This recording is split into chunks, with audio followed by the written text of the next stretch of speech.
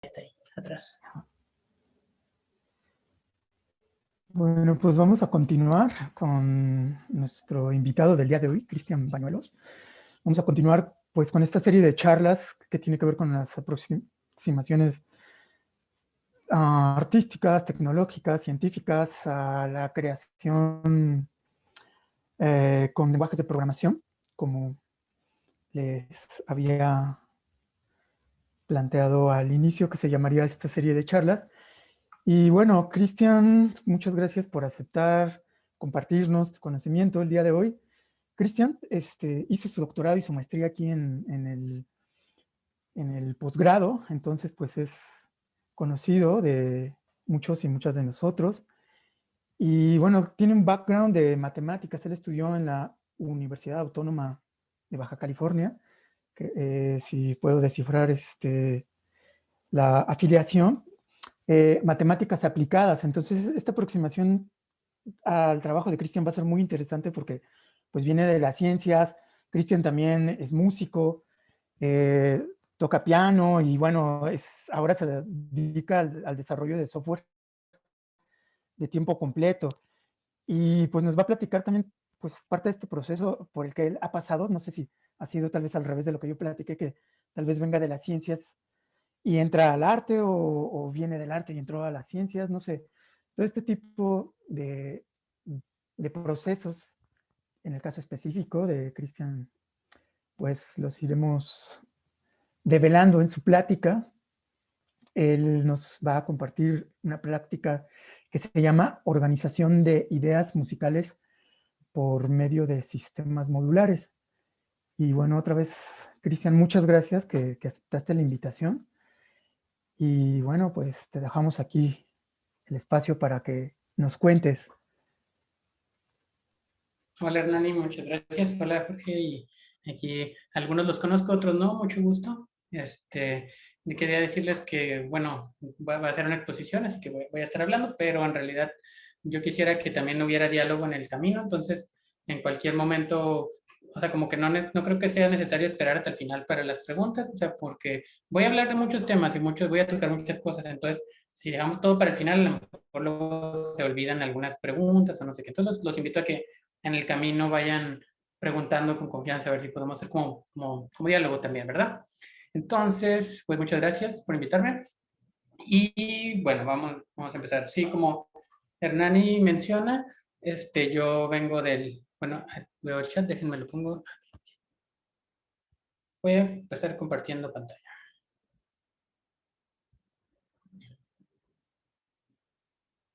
Ok. Escuchan y ven bien, ¿verdad? Sí. Si alguien levanta la mano o algo, no sé si lo voy a poder ver, entonces no sé si me ayuda Jorge o Hernani, si alguien quiere preguntar y no lo escucho, si me dicen porque no se ve bien aquí como de las notificaciones. Bueno, ok.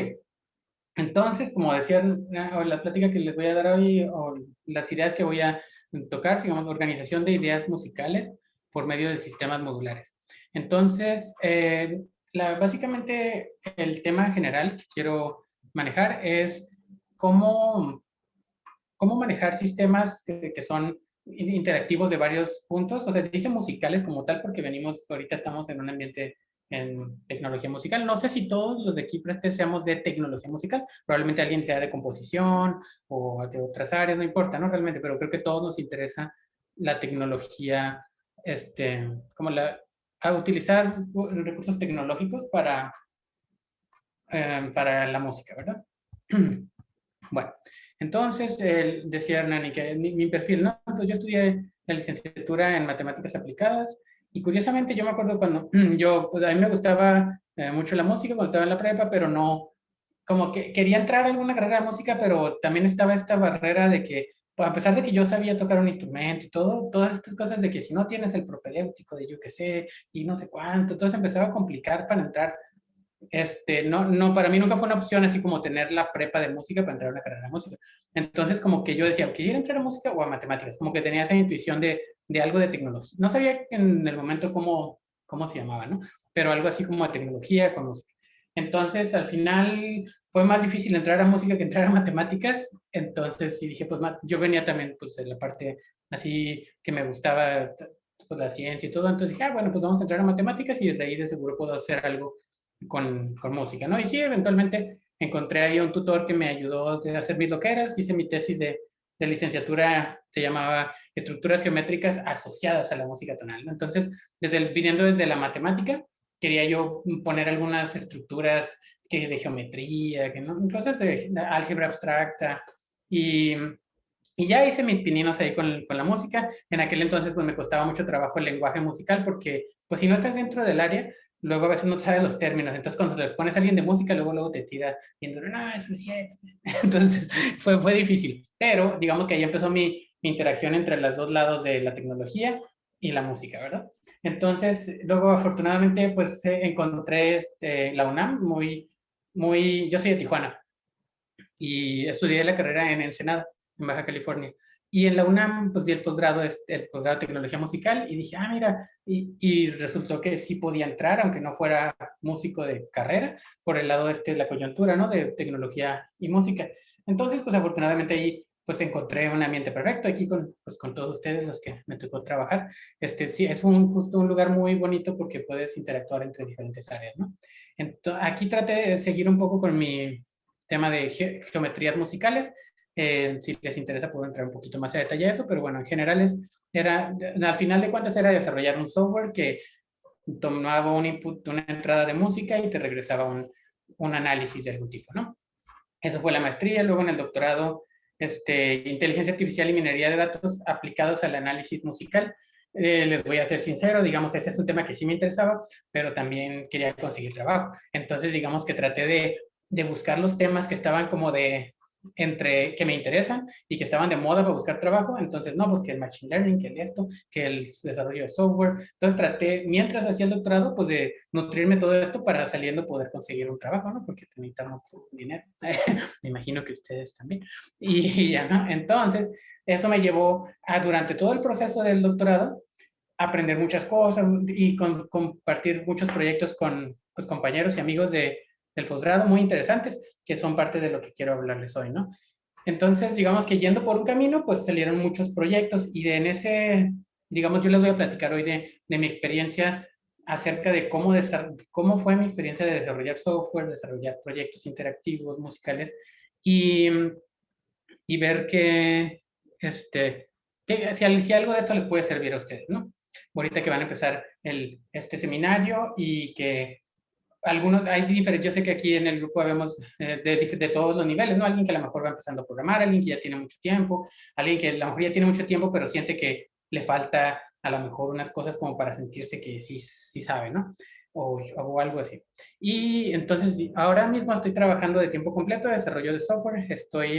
Se llama Frontend Developer, que es desarrollo pues, de aplicaciones como la del banco. Así que es una página de internet, pero no solo es la página de internet, es una serie de sistemas que se conecta uno con otro, que la base de datos, que el servicio de torre de no sé qué. Entonces son sistemas muy complicados y muy grandes que requieren muchas piezas que se conectan, ¿no? Entonces digamos que ahora habiendo salido del doctorado, después de haber hecho esto y teniendo ya una experiencia de cómo una empresa grande maneja el código así, cómo es que algo se escala, pues puedo ver algunas cosas que dentro de mis proyectos que yo hice cuando estaba en el doctorado, digo, mira, esto hubiera sido buena idea aplicarlo. Entonces, digamos, ahorita pues sí que estoy retomando algunos de los proyectos musicales y pues, quisiera compartirles de estas ideas y conceptos principalmente que siento que me hubiera gustado saber antes, ¿no? Bueno, pues, por favor, me hagan preguntas ahí para no sentir que estoy hablando al vacío. Pero bueno, puedo hablar al vacío, no se preocupen. Ok, sigamos. Ahora les comparto de mi tecnologías, mi stack, digamos, de herramientas que suelo manejar, ¿no? Entonces, yo me considero un testigo de Super Collider, discípulo de Roberto Morales y Pablo Silva, principalmente. Entonces, Super Collider fue el lenguaje que usé durante el posgrado y pues la verdad me gustó mucho porque podía ser muy flexible para generar piezas interactivas y algorítmicas, ¿no? Ahora, JavaScript para todo lo que tenga que ver con Internet, web, aunque realmente JavaScript No tiene que ser solo para Internet, se puede usar como un lenguaje de programación normal que lo utilizas en tu computadora por medio de Node. Y es muy poderoso, muy bueno, y ahorita ese es mi punto fuerte, digamos, ¿no? Durante el posgrado, para la parte de inteligencia artificial, me adentré en Python con TensorFlow, Keras y esta librería Music 21, que es para hacer partituras desde el punto de vista de estructura algorítmica, digamos, ¿no? Y Java. Java, ese fue de hecho mi primer lenguaje de programación que aprendí bien cuando estaba en la carrera.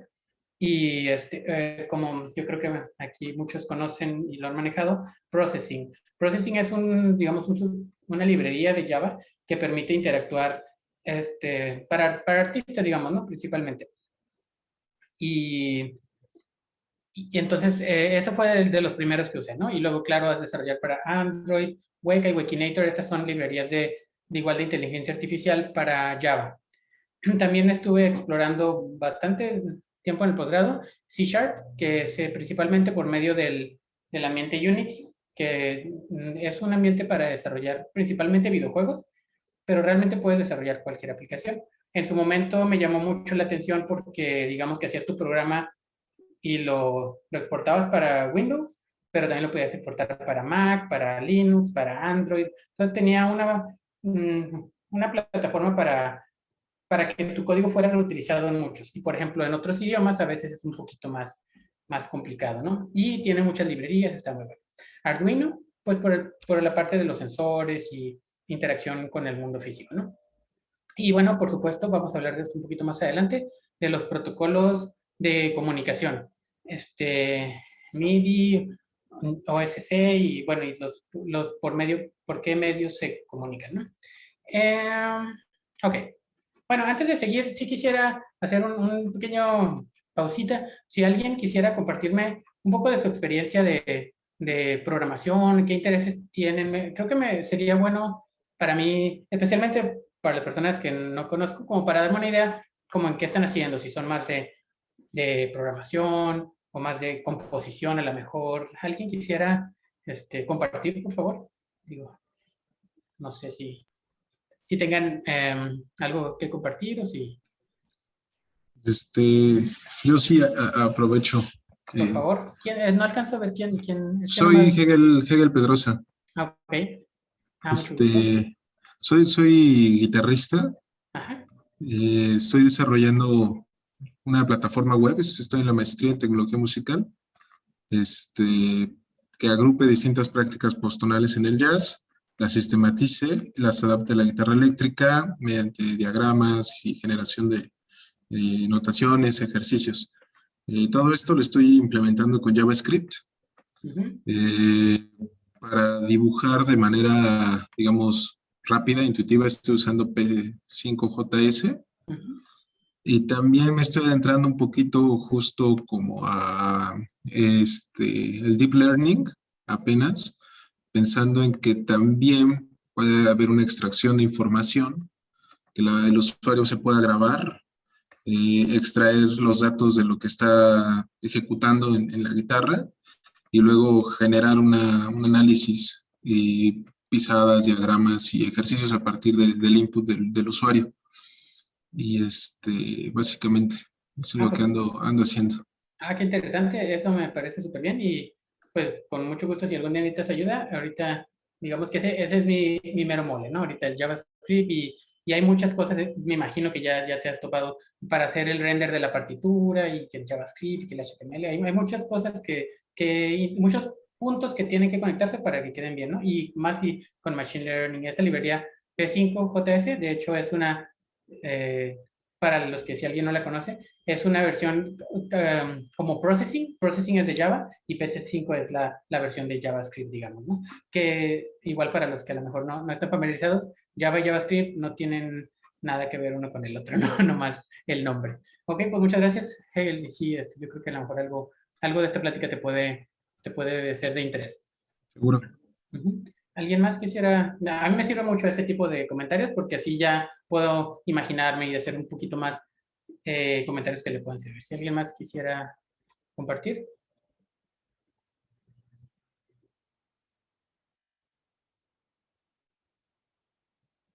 Bueno, en el camino, por favor, ahí, no sean tímidos y digan. Bueno, entonces sigamos, ¿no? Ahora, la plática, organización de ideas musicales por medio de sistemas modulares, ¿no? Entonces, el concepto de sistemas modulares, pues más bien ya el sistema mismo, en sí mismo implica que hay unos módulos, ¿no? Entonces vamos a platicar un poco de esto. Entonces, un sistema, por ejemplo, así buscando en la definición, un objeto complejo cuyas partes o componentes se relacionan con al menos alguno de los demás componentes, ¿no? Entonces, vamos a entender, al menos en esta plática, un sistema como un conjunto de partes que interactúan entre sí. Entonces, y a esto es a lo que me refiero con modular, que son diferentes bloques de, pues en este caso de código, porque vamos a estar hablando de programación, y, y las formas en que se comunican entre ellos para lograr algún objetivo o para lograr algún tipo de interacción.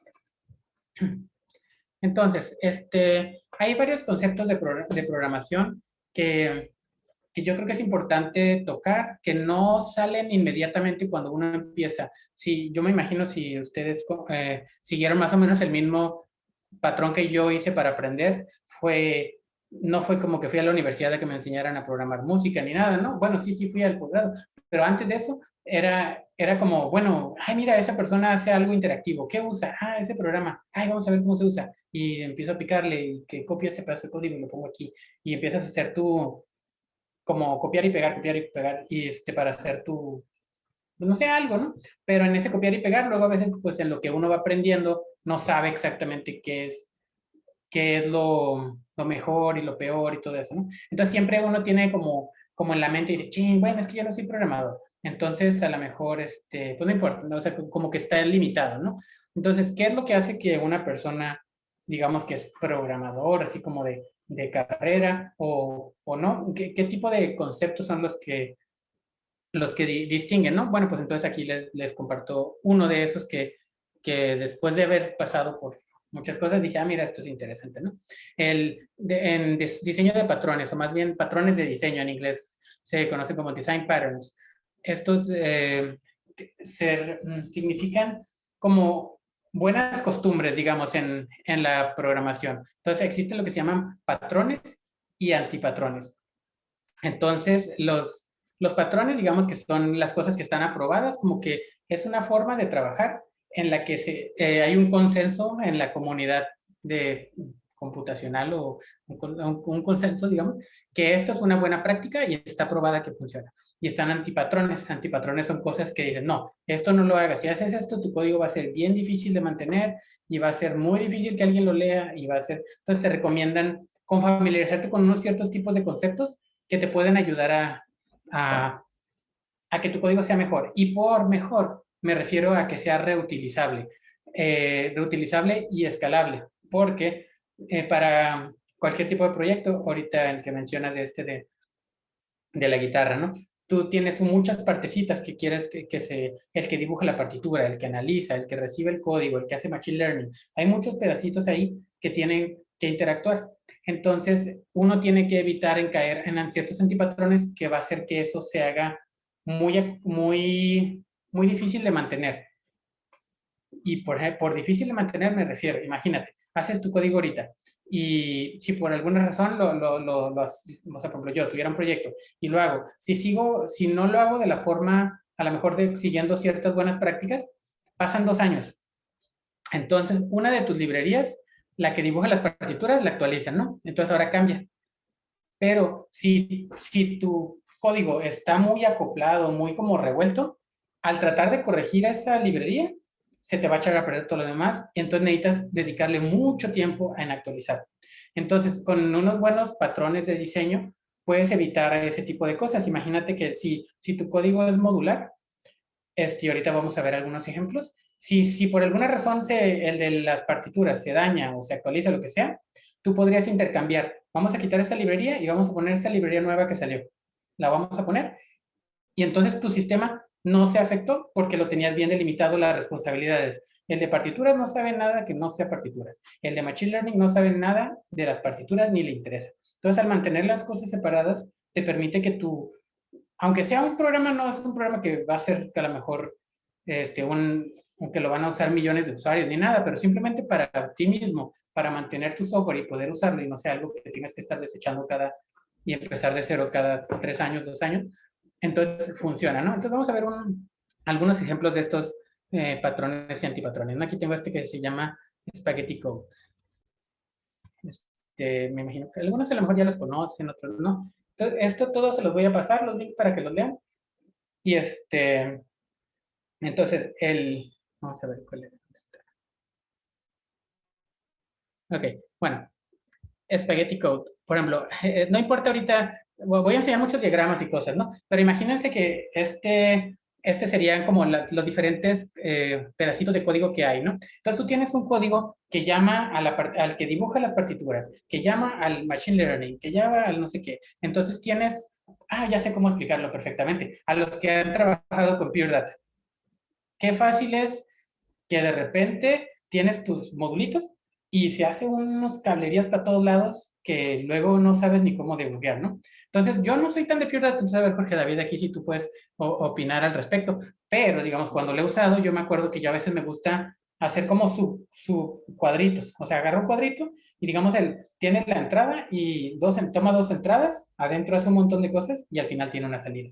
Sí, son los subpatches. Exactamente. Entonces, al menos a mí, a ver, no sé, Jorge, ¿cómo ha sido tu experiencia con eso? Pues es una cuestión de agrupación, ¿no? O sea, finalmente si tienes todo desplegado sobre la mesa te haces bolas, pero si vas agrupando en cajitas vas a entender la lógica y cada cajita tiene una función específica. Exactamente, pero algo muy importante es que la cajita no debe saber nada más que los parámetros que tú le dices. Imagínate, tú tienes tu cajita y tú decides, de entrada va a tener una frecuencia, una señal de audio y una no sé qué. Punto. Y adentro de la cajita ya no tiene conexión con nada más del mundo exterior.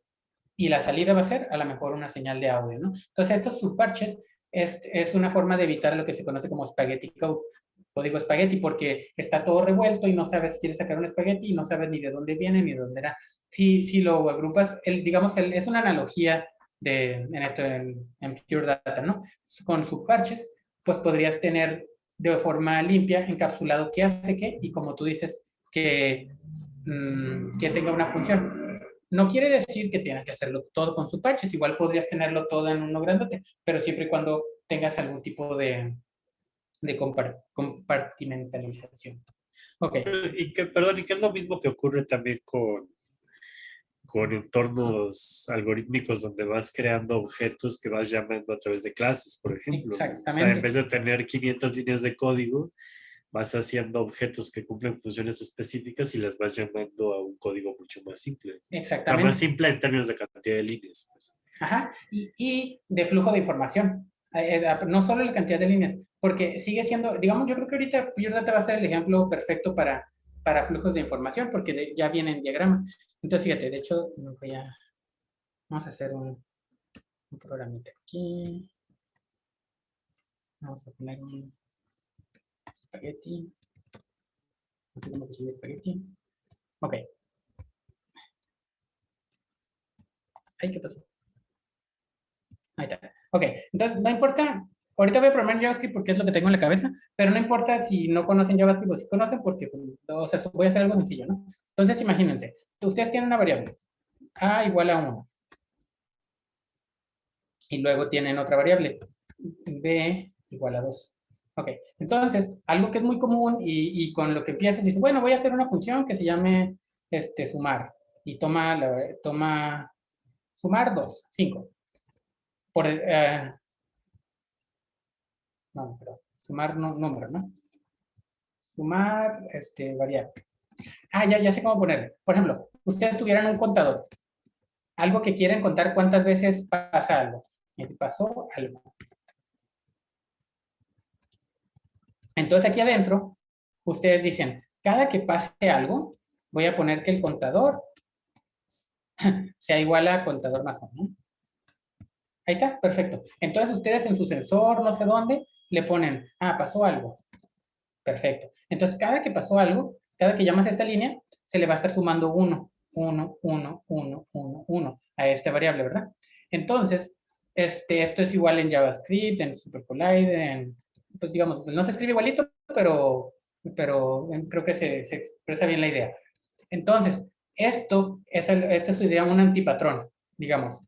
Un antipatrón que del uso de variables globales. Una variable no debe ser global. ¿Por qué? Porque no puedes necesariamente, en este ejemplo no se nota, pero en un ejemplo más grande, más complicado, puedes tener casos donde tú estás poniendo pasó algo y luego en otro lado tú tienes otra función que se llame cuánto ha pasado, ¿no? Y quieres que te imprima contadores. Ok, entonces, esta función que tú quieres llevar en la cuenta, ¿no? O sea, pues está pasando cosas, y ahora tú quieres preguntar cuánto ha pasado. Pero puede pasar el caso de que cuando esto se pone muy complicado, a lo mejor el número no va a ser correcto, porque si estás modificando la variable global, no hay un punto, ¿cómo decir? No hay forma de saber que cuando tú estás preguntando cuánto ha pasado, el pasó algo sea la última versión correcta. Digamos, esto se nota principalmente cuando tienes procesos que son asíncronos, que están pasando diferentes cosas. Básicamente no debes modificar variables desde un entorno global. Eso es como un antipatrón en todos los lenguajes. Eso es algo que debe evitarse. Y es algo muy común, porque pues es muy fácil, ¿no? Le pones contar así. Entonces, ¿cuál es la alternativa? Pasó algo y le tienes que poner como cuánto es el original y ya, ¿no? Entonces, lo que va a pasar aquí es que vas a regresar. Ay, perdón. Original. Ay, perdón, no es regresar. Original más 1. Entonces, lo que va a estar pasando, si tú quieres llevar la cuenta, lo que vas a tener que poner, pasó algo, y le tienes que poner la variable que quieres que esté agregando. Entonces va a ser contador. Y eso lo que va a regresar, digamos, lo puedes asignar otra vez a la misma variable. Pero lo que está pasando aquí es que no estás modificando la variable original, más bien estás agarrando una copia y la estás regresando. Y eso permite, digamos, ahorita pues no tengo tanto tiempo como explicar tantos ejemplos, a lo mejor más complicados, pero digamos que al menos quédense en la mente. Variables globales, malas. Malas porque te pueden echar a perder el código más adelante. Estaba platicando con un amigo de ahí del posgrado también hoy que estaba tratando de hacer un código que hacía algo, ¿no? Y precisamente tenía que hacer un renderear, pero mientras lo rendereaba tenía que calcular algo con ese render. Pero el problema es que le estaba dando mal el resultado. Y el problema que estaba dando es que estaba tratando de hacer el cálculo cuando el render todavía no terminaba. Porque a pesar de que tú los puedes llamar al mismo tiempo, hay procesos que son asíncronos que no necesariamente siguen el orden que uno piensa que van a tener.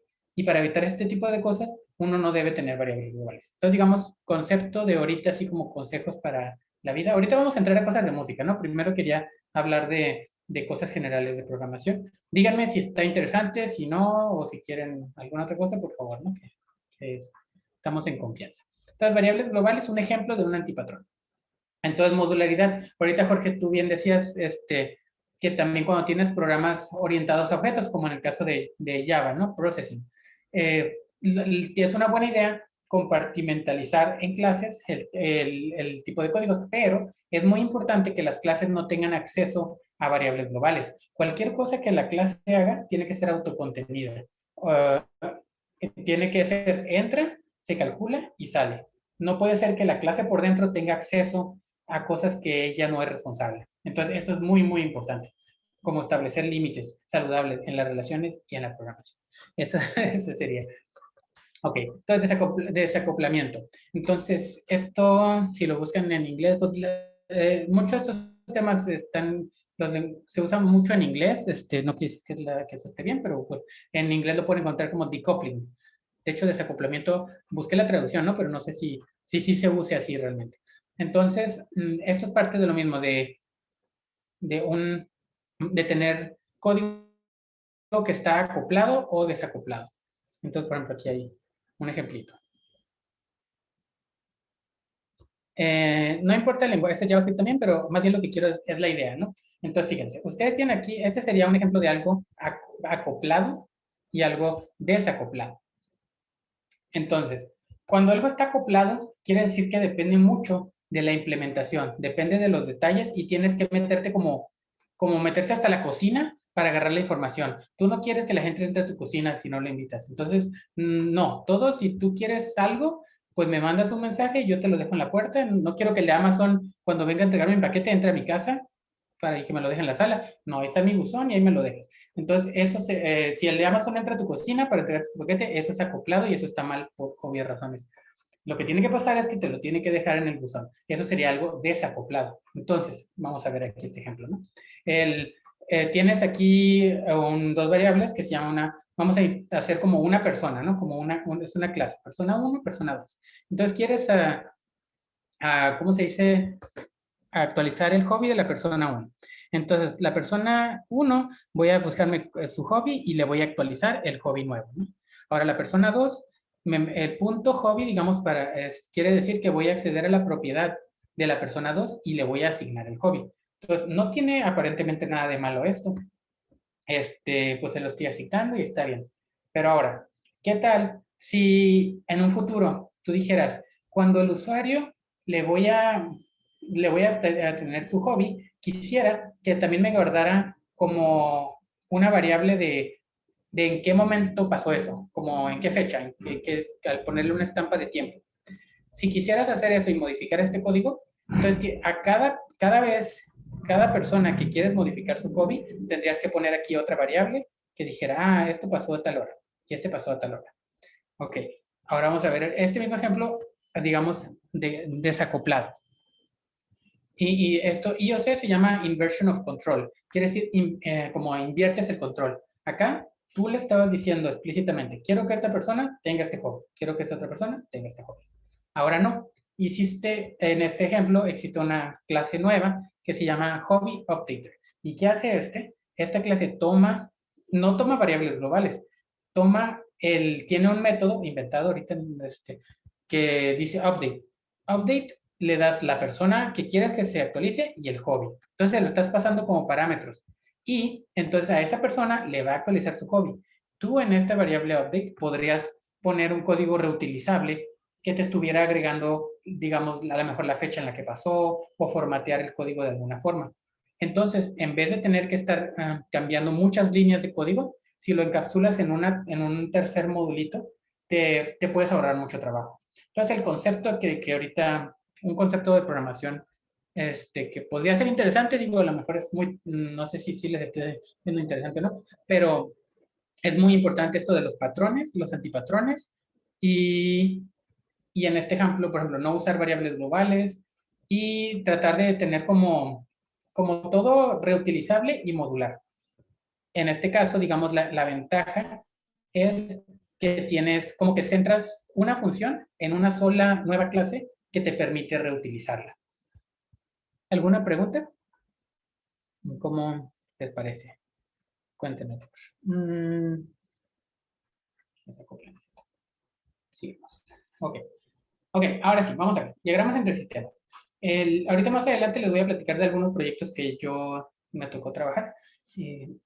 Pero primero quisiera hablar de estos conceptos de programación.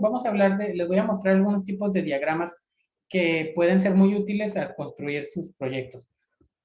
Muchas de las cosas en las que me tocó participar eran pues muy divertidas porque tenían muchas partes, ¿no? Tenías la parte visual, tenías la parte de la música algorítmica, tenías por otro lado a alguien bailando, tenías una cámara que estaba midiendo yo qué sé, y eso se transformaba en otra cosa. Entonces rápido eso se hace una cosa muy complicada porque necesitas saber todos esos, a lo mejor, lenguajes o colaborar con muchas personas, necesitas que todo funcione y luego siempre algo se traba, o sea, es todo un caso, ¿no?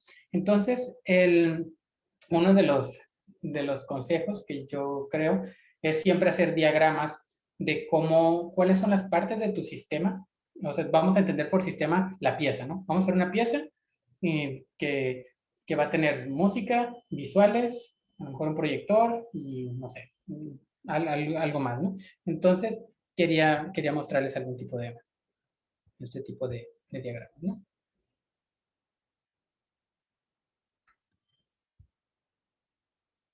Ok, entonces hay muchos tipos de diagramas que van a ser diferentes para cada proyecto. Ahorita les voy a hablar de algunos de estos. Otra cosa muy importante, y esa te la agradezco a ti, Jorge, Jorge David, cuando hice mi tesis de la maestría, me acuerdo que yo pues trataba de explicarlo bien todo y todo eso, ¿no? Pero pues no siempre no latina. Y yo me acuerdo muy clarito que tú me pediste que agregara un diagrama simplemente con cuadritos que me dijera, esto va para acá y este va para acá, y luego pasa, entra la partitura se analiza, luego que se analiza pasa esto, y luego pasa esto, pum. Y eso me ha pasado ahora que a mí me ha tocado leer tesis, de repente digo, ay, caray, no le entiendo qué quiere decir, y bueno, como que sí, pero está confuso. Entonces digo, un diagrama aquí me salvaría, me daría mucha información. Y esto pues puede servir para muchas cosas, simplemente no es porque uno tenga que hacerlo, pero digamos, si tienes un equipo de trabajo tu equipo con el que vas a hacer la pieza, si tú le das un diagrama a la gente que mira, esas son las partes que se van a conectar, no tienes que entrar en detalles ni de programación ni de nada, solo que el equipo tenga la idea, o si vas a hacer un proyecto, a lo mejor para una beca o para entrar al doctorado, yo qué sé, pues como que mientras mejor expreses tus ideas, más fácil es que la persona empatice con tu proyecto y diga, ah, ok, sí, sí te entiendo, sí te creo y es viable. Entonces, por ejemplo, aquí les quería enseñar, por ejemplo, ¿cuál está? Había uno que me había gustado. Ajá, por ejemplo, este es como un diagrama del ajedrez.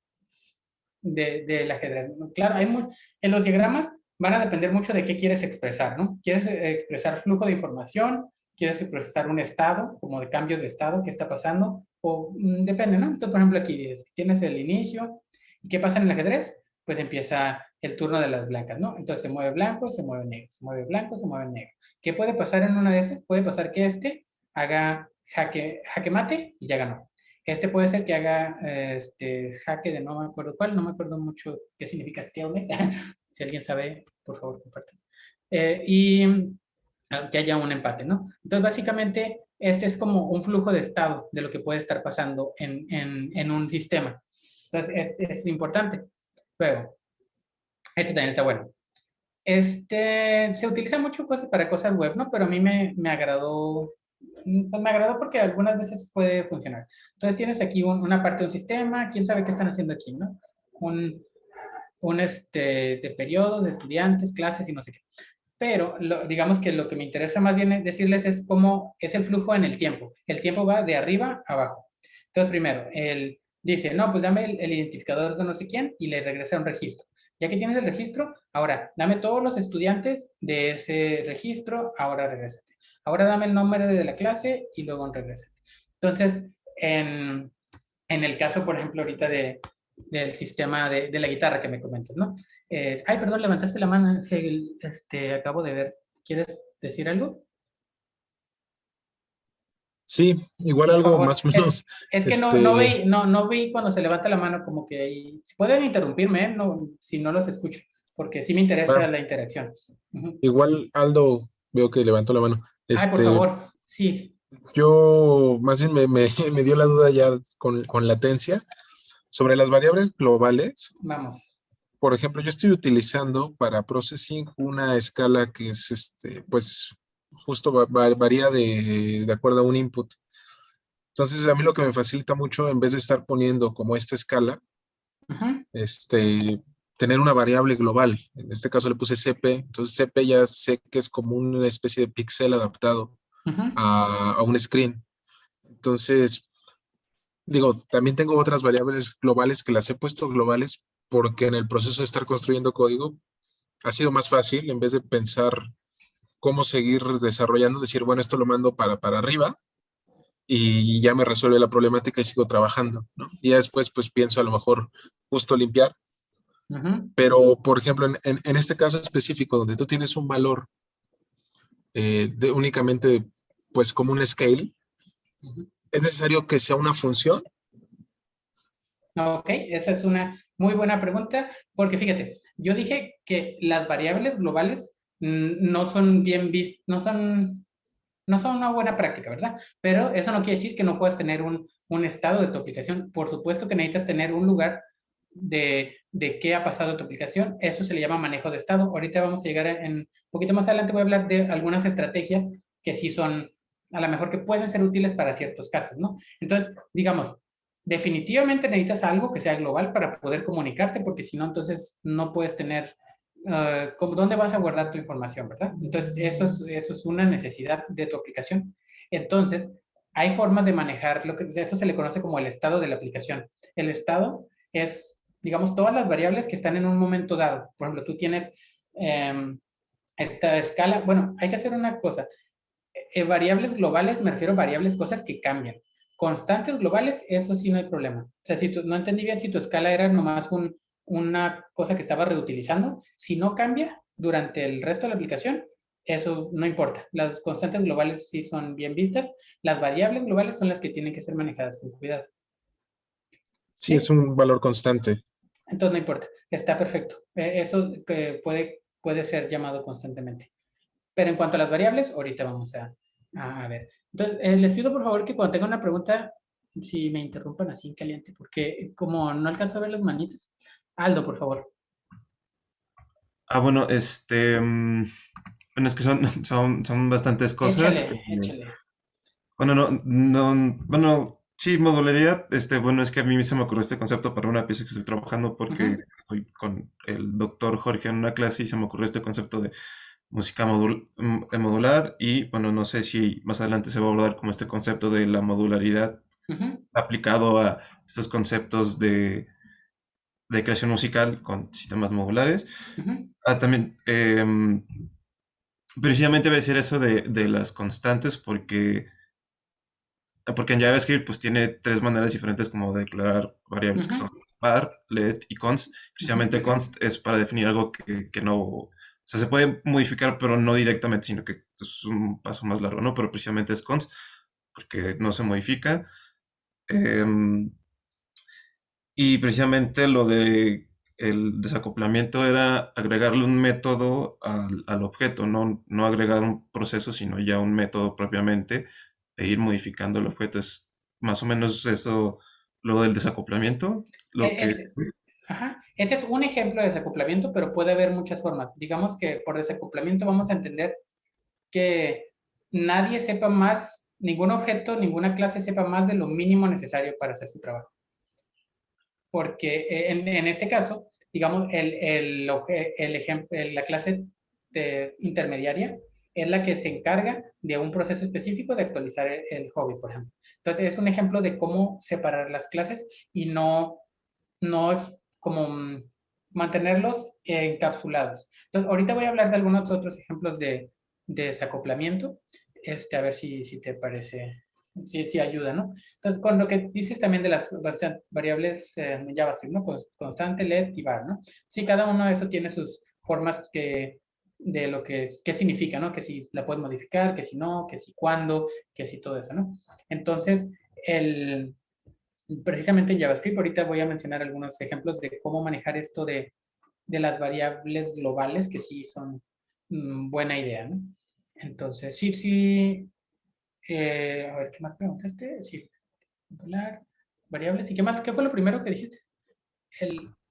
La modularidad. Modularidad. Pero, Sí, va de la mano del acoplamiento. Entonces, digamos, sí, voy a apuntar eso para que no se me olvide. Ay, caray. ¿Dónde está mi mouse? Es que no tiene teclado para ti. Cristian, ¿puedo aprovechar ahorita la pausita para hacer un anuncio? Por favor. Bueno, es que como ya pronto van a ser las 8 y no sé si todo el mundo se va a poder quedar hasta las 9, porque hoy fue una excepción. Nada más quería hacer como un pequeño recordatorio de lo que va a pasar la semana que entra, para que si alguien se tiene que desconectar, lo sepa. Entonces, ¿me echas un minutito nada más? Adelante, sí. Sí, perdón la interrupción, pero es que sí preveo la posibilidad de que alguien tenga algo que hacer a las 8. Sí, no, yo entiendo. Entonces, bueno, nada más, primero recordarles que el cambio horario fue algo solamente por hoy. La semana pasada Hernani nos lo comentó, entonces para nada más que no se confundan, ¿no? La semana que entra empezamos a las 5 normal. La semana que entra, a ver, corríjame Hernani si me equivoco, pero entiendo que vamos a tener un par de charlas para seguir platicando de los procesos creativos relacionados con la tecnología, el código y particularmente el código abierto. Va a estar Diego Villaseñor, Jocelyn y Javi, y posiblemente también un colega de Javi de la Facultad de Ciencias. Entonces, eso será la semana que entra. Y en 15 días ya vamos a empezar a hablar de los programas para que dentro de 3 semanas empecemos con los talleres simultáneos. Entonces, nada, es así como un mapa muy general por si alguien se perdió esta información la semana pasada. Y recordarles, la semana que entra es a las 5 de la tarde, de 5 a 8, y solo por hoy se recorrió de 6 a 9. Entonces, nada más esa información para que no piensen que se va a cambiar todo el tiempo el horario. Sí, y recordarles que la semana que entra seguimos platicando de procesos creativos y ya en 15 días vamos a empezar a entrar más de lleno a los talleres simultáneos y a platicar de la cuestión del código abierto para la creación. Entonces, nada más eso, dice. Perdón la interrupción, pero por si alguien se tuviera que ir, que no se pierda esta información. Sí, adelante. Y bueno, todo va a quedar grabada por si a alguien le interesa y con confianza, si alguien se tiene que ir y luego me necesita contactar, a mí me gusta colaborar y estoy abierto ahí para este tipo de trabajo, ¿no? Con confianza. Bueno, sigamos. ¿Alguien más quería comentar algo antes de seguir? Recuerden que no alcanzo a ver sus manos, no sé por qué, no me salen, entonces pido por favor que sí me pueden interrumpir con confianza. Ok, entonces sigamos. Siguiendo con diagramas, ¿no? Les enseñé uno que era el diagrama de flujos de procesos, otro, a ver, ¿cuál era? Por ejemplo, ¿no? Ahorita, pues los que están en web, veo que al menos 2 personas están trabajando con algo en web, al menos. Este es un diagrama muy típico, ¿no? Tienes el client side, es el HTML que tiene la persona, tú, el usuario. Ese se comunica con el frontend, que es digamos, el que le da todos los componentes y lo que va a ver. Eso se comunica con el backend, que el backend es el servidor. Si tienes una base de datos, si no, yo qué sé, si necesitas comunicarte con algo, ¿no? Y eso se comunica con, aquí está la base de datos, o con algún otro servicio que necesite. Este es un diagrama muy sencillo, a grandes rasgos, que ayuda a entender qué es lo que está pasando. Entonces, ese nomás era un luego, vamos a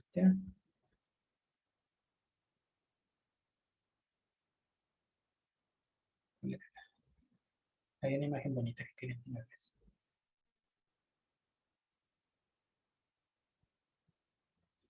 Sí, bueno, esto más bien se las puse ahí para que si luego quieren leer con calma, les voy a pasar. Son ejemplos de aplicaciones. Antes de acabar de esto de los diagramas y de los patrones, hay uno muy famoso que se utiliza mucho en diferentes ambientes de programación, en Android y todo esto, que se llama MVB o MVC. Se llama Model View Presenter o Model View Controller. Entonces, esto es un temote en sí mismo, ¿no? Entonces, ahorita no nos da el tiempo ni de chiste, pero al menos para que lo tengan en la mente y luego si les interesa lo vean. Y es una forma de explicar el desacoplamiento. Imagínate, los que han trabajado, hecho páginas de internet, algo, ¿no? HTML, lo que sea. Entonces tienes el HTML, que el HTML es la estructura, el que le pones aquí va el botón, aquí va esto, todo esto. Pero diríamos como el esqueleto. Por otro lado, tienes el CSS, que sería como la carnita, como lo que hace que se vea bonito, que esto va a ser rojo, que esto va a ser azul, que tiene un margen, que tiene no sé qué. Y por otro lado tienes JavaScript, que JavaScript es el que te va a guardar el estado de tu aplicación, guardar variables, alguna lógica, ¿no? Entonces, digamos lo que estos patrones lo que te dicen es el modelo va a ser la base de datos. El presentador, digamos que va a ser como JavaScript, y el view va a ser el HTML, lo que se ve. Entonces, tú quieres que imagínate que tú haces una página de internet. Tú quieres que tu página de internet no tiene que tener nada de JavaScript en ella, en teoría, ¿no? Claro que se va a comunicar con JavaScript. Y, digamos, el JavaScript no tiene que estar como en comunicación con el HTML. O sea, mientras más separados los tengas, eso es mejor, porque si por alguna razón luego tienes que cambiar la imagen, puedes cambiar todo tu visual sin tener que cambiar tu lógica. Solo con que estén, que se comuniquen de una cierta forma, con identificadores y todo eso, ¿no? Entonces, Model View Controller y Model View Presenter se llaman, ¿no? Entonces, estos dos, la diferencia es la forma en que se comunican con la base de datos y con todo esto. Entonces, nomás quería mencionárselos como un ejemplo para que luego a quien le interese lo vea con más calma. Y son muy, muy interesantes en la forma en que te ayudan a organizar tu proyecto, ¿no? Y eso está bueno también. Imagínate, ¿qué tal si ustedes de repente dicen, ok, quiero desarrollar una aplicación para Android? Y bueno, perfecto. Y te metes a Android y no entiendes qué está pasando. Porque no sé si les ha tocado que tiene como un XML y luego tiene Java y no sé qué. Pero, digamos, luego ya ves y dices, no, que Android utiliza un MVP. Ok, entonces este es el modelo, esta es la presentación y este es un no sé qué. Entonces, digamos que ya entiendes. Y luego, por alguna razón, te cambias a otro lenguaje y sabes que ese lenguaje también utiliza MVP. Entonces, ya entendí la lógica. La lógica es que son estas tres capas y se comunican de cierta forma. Y ya nomás tienes que aprender los detallitos. Entonces, es un ejemplo nomás de ese acoplamiento. Ok, sigamos. A microservicios. Esta es otra cosa de desacoplamiento, ¿no? Entonces, la arquitectura de microservicios. Está muy de moda ahorita también.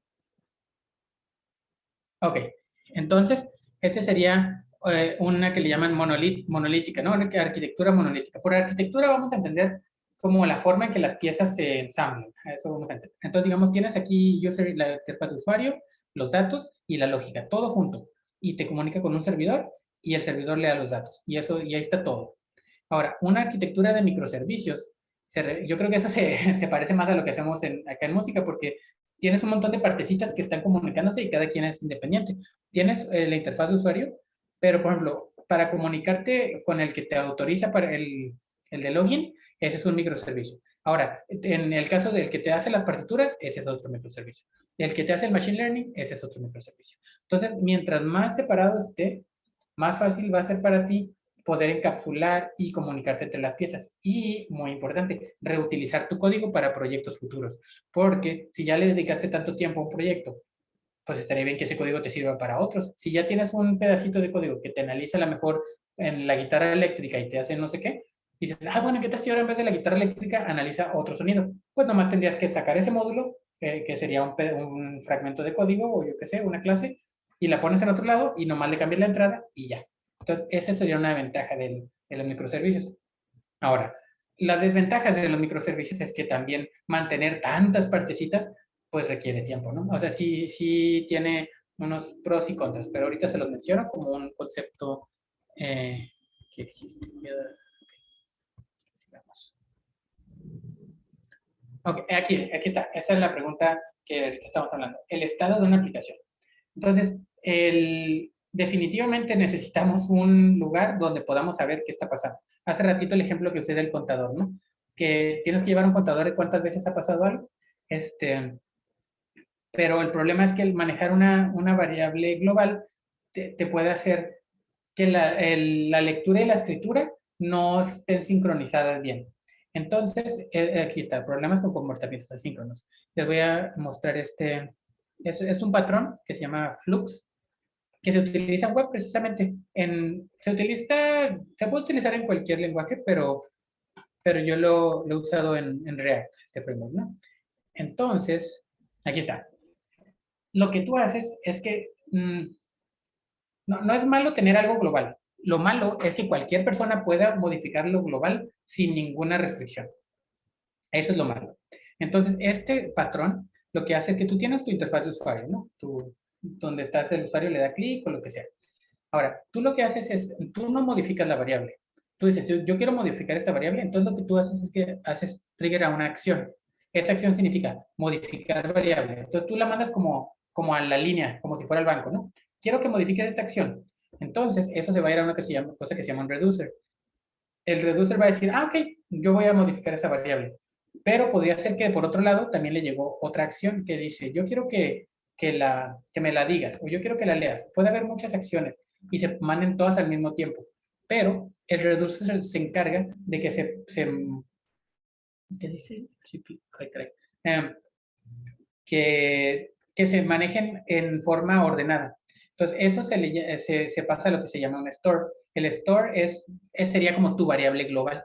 Entonces, y eso modifica el estado. El estado, digamos que es como, ¿qué valores tiene tu aplicación?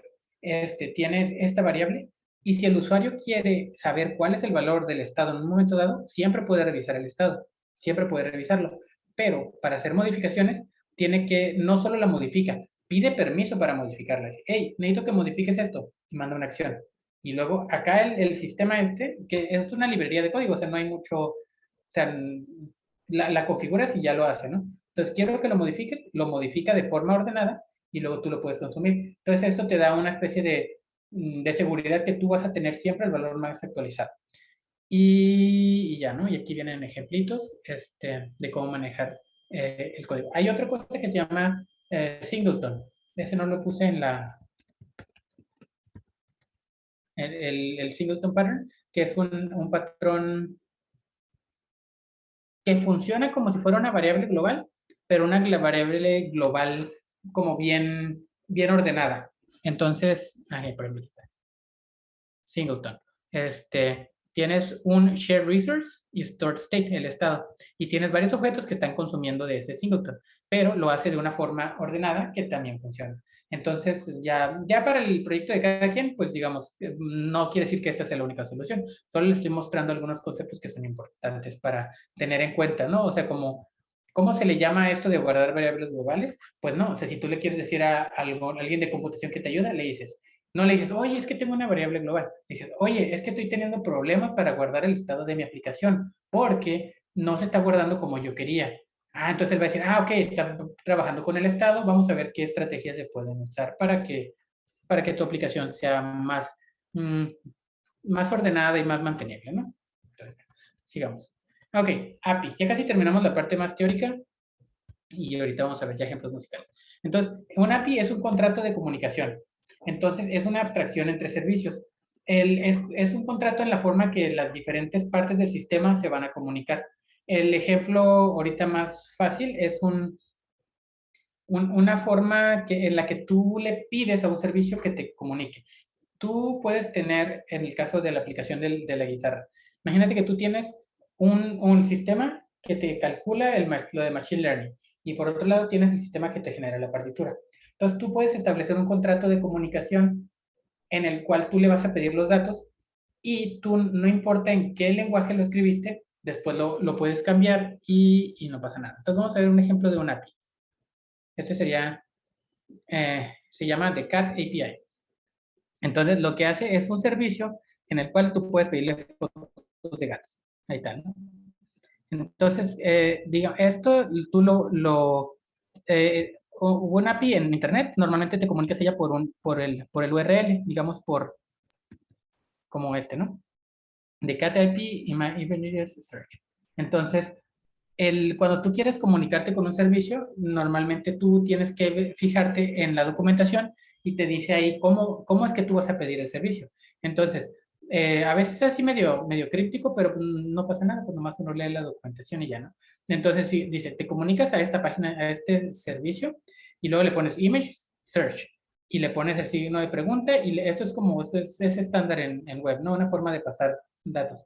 Entonces, aquí tú le pones qué raza quieres que te dé y te va a dar el gatito. Vamos a ver si hay un ejemplo aquí de... Aquí, por ejemplo. Aquí está, ¿no? Dice, search, breed, y a ti le puso Beng. En Beng, pues el tipo de gato que se llama Beng. Y te va a dar una imagen. Entonces, este es un sistema modular en el que yo puedo comunicarme y siempre y cuando siga el contrato de comunicación, que el contrato está definido en la documentación. Aquí dice API reference. ¿Cómo te comunicas? Si le pones /breed, entonces te dice qué razas tienes. Categorías, te da la lista de categorías. Y así uno se puede comunicar con muchos servicios. También tengo aquí otro que dice ejemplo de API. ¿Qué tipo de cosas puedes pedir? ¿No? Por ejemplo, CatFacts. Un API que te da chistes. Un API que te da... Hay muchas cosas, ¿no? Información que luego puede ser útil. O incluso puedes tener para cosas de geolocalización. Un API que te dé información geográfica de la zona donde estás o algo así, ¿no? Entonces, vamos a ver, por ejemplo, ¿no? Meme Generator. Aquí está. Entonces, vamos a ver, vamos a ir a su documentación. Oh, ese no está activo. Bueno, básicamente puedes es leer un contrato y ver cómo se va a comunicar. Y esto puede ser una parte de tu sistema en la cual tú te comunicas con algún servicio que te va a dar algo y lo integras. Puede ser, por ejemplo, en la página esta Free Sounds, creo que también Free Sound, no me acuerdo, una que tiene un repositorio de audio así muy grandote. Puedes tú pedir que te manden archivos y pues puedes comunicarte con cierta forma, ¿no? Bueno, entonces el concepto de API. Ok, ahora sí, esto es importante. Para comunicarte en el sistema, protocolos de comunicación. Yo siento que en música, al menos con los proyectos que a mí me ha tocado participar, si tú quieres comunicarte entre aplicaciones, hay dos. O te comunicas por MIDI o te comunicas por ESC.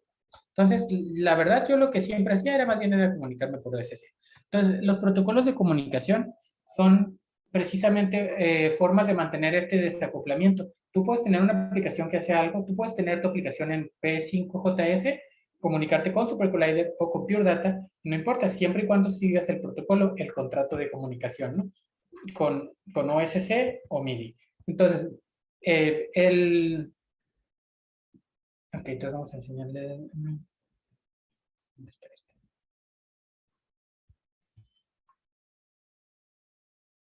Ok, por ejemplo, cuando ustedes han utilizado OSC, me imagino, bueno, al menos con quien yo he trabajado, sé que hemos utilizado OSC, pero esto es muy importante para, especialmente interactuar visuales con sonido.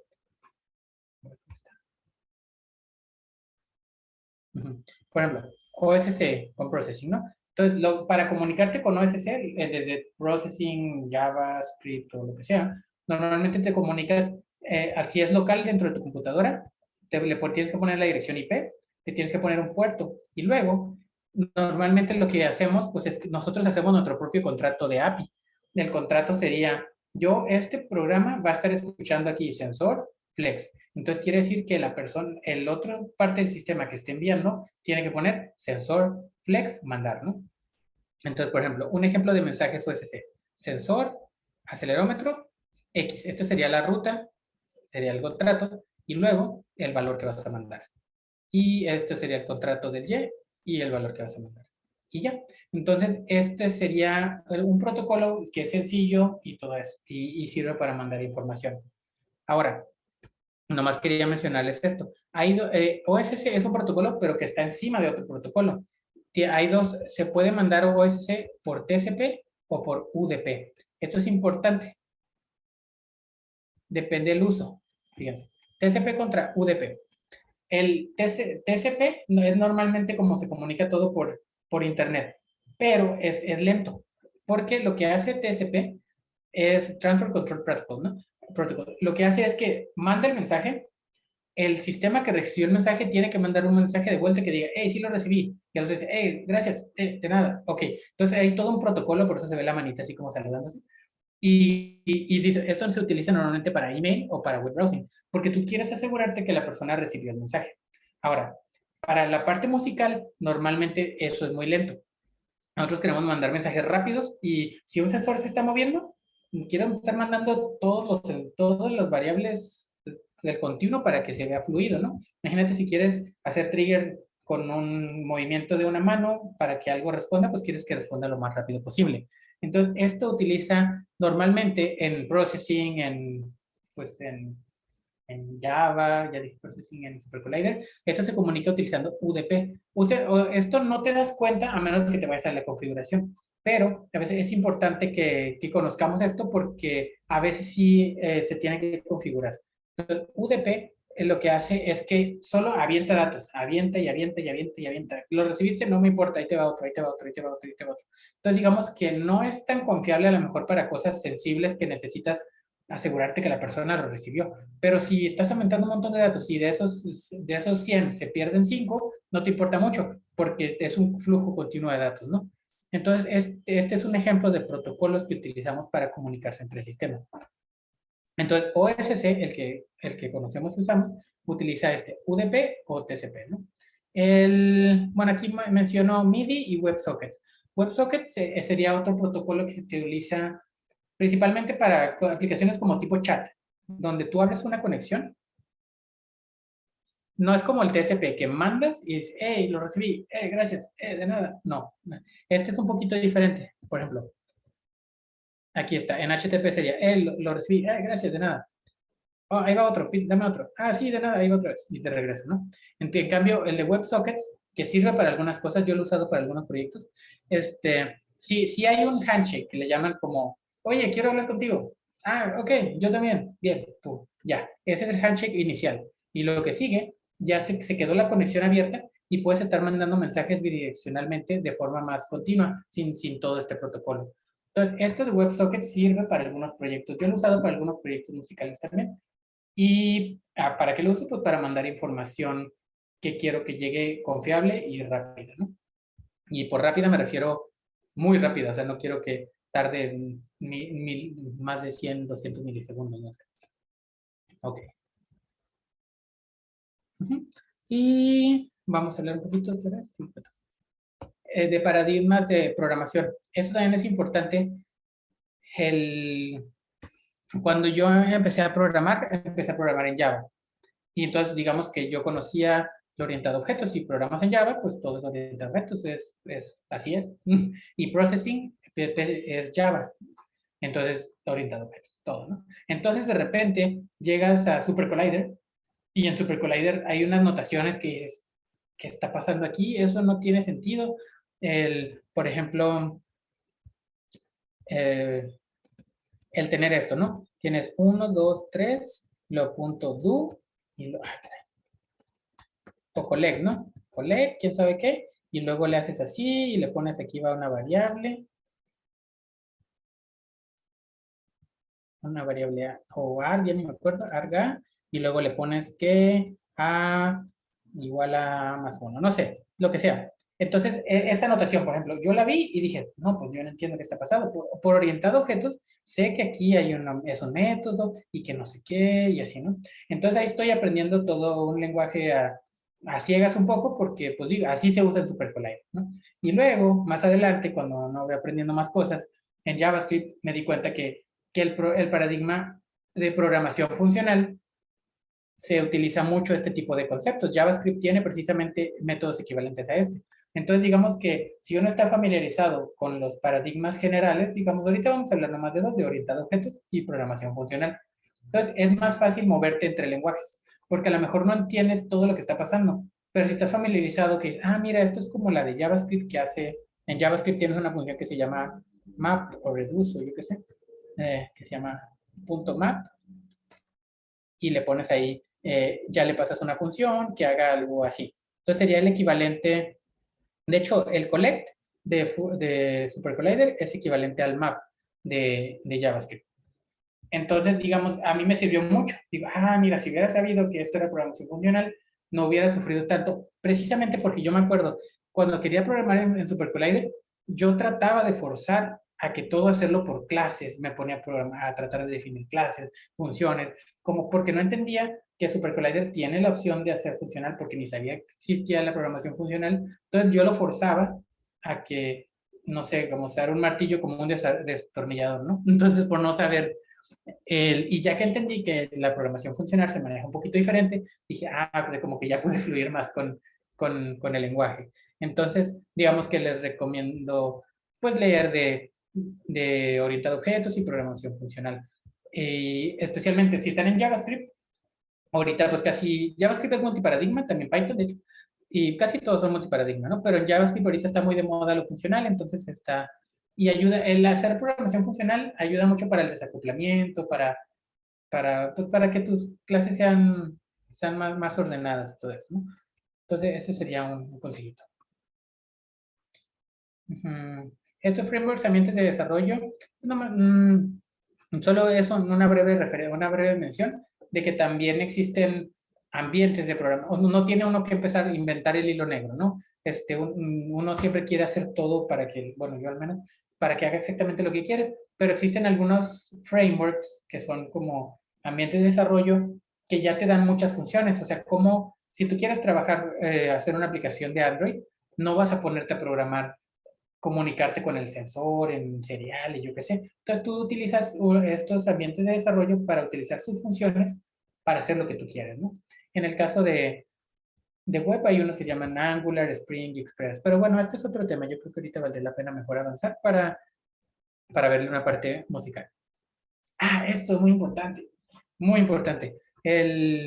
Para seguir, digamos que ya estás haciendo tu programa y todo esto, ¿no? Yo creo que es muy importante ahorita, y de hecho te quería proponer, Jorge David, se me ocurrió mientras hacía esta plática, que deberíamos hacer un curso de Git. Es que ahorita la forma de guardar tus proyectos y de comunicarte es con Git. Entonces, y está bien confuso. Bueno, no es cierto, no está tan confuso, pero sí tiene su curva de aprendizaje pesadita, ¿no? Entonces, Sí, pero no vendría mal pagar un cursito, como dices. No, es que yo creo, por mucha gente que me ha tocado colaborar, cuando quiero decir, bueno, vamos a colaborar, el Git es una barrera que si se supera, la colaboración se hace súper cómoda, súper fácil, ¿no?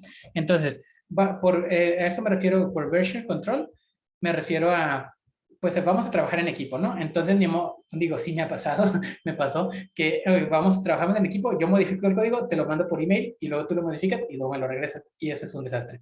O Dropbox, ¿no? O Google Drive, yo qué sé. O sea, el version control de Git te ayuda a manejar eso y ahorita voy a hablar un poquito más a detalle de eso. Entonces, nomás para mencionar, existen muchos tipos de version control. Está Git, Mercurial, ese lo utilizan en Python, creo. Y bueno, no es solo de Python, pero es otro. Y Subversion, ese es más viejito, ese no está de moda. Ahorita lo que está in es Git, ¿no? Entonces, es el que usamos en el trabajo y todo el mundo y la verdad, está bueno. Sí, funciona muy, muy bien. Entonces, nomás para hacer una recapitulación, hemos hablado de algunos consejitos para los patrones, los antipatrones, como que les recomiendo, como decía Hernani al principio cuando me conecté, uno no puede saber todo, ¿no? O me pongo a programar o me pongo a componer, ¿no? Pero precisamente yo siento que, me acuerdo que cuando estaba en la carrera, yo decía, ya, ese profe no, no me enseña nada, yo lo puedo aprender todo en el libro. Y sí puedes aprender todo en el libro, pero si te pones a hacer todo el libro, no sabes cuáles son las partes importantes. Siempre es bueno que alguien te diga, eso lo puedes ignorar, eso es importante, esto es importante, esto es importante. Ya. Y entonces ya el resto tú puedes leer todo el libro si quieres.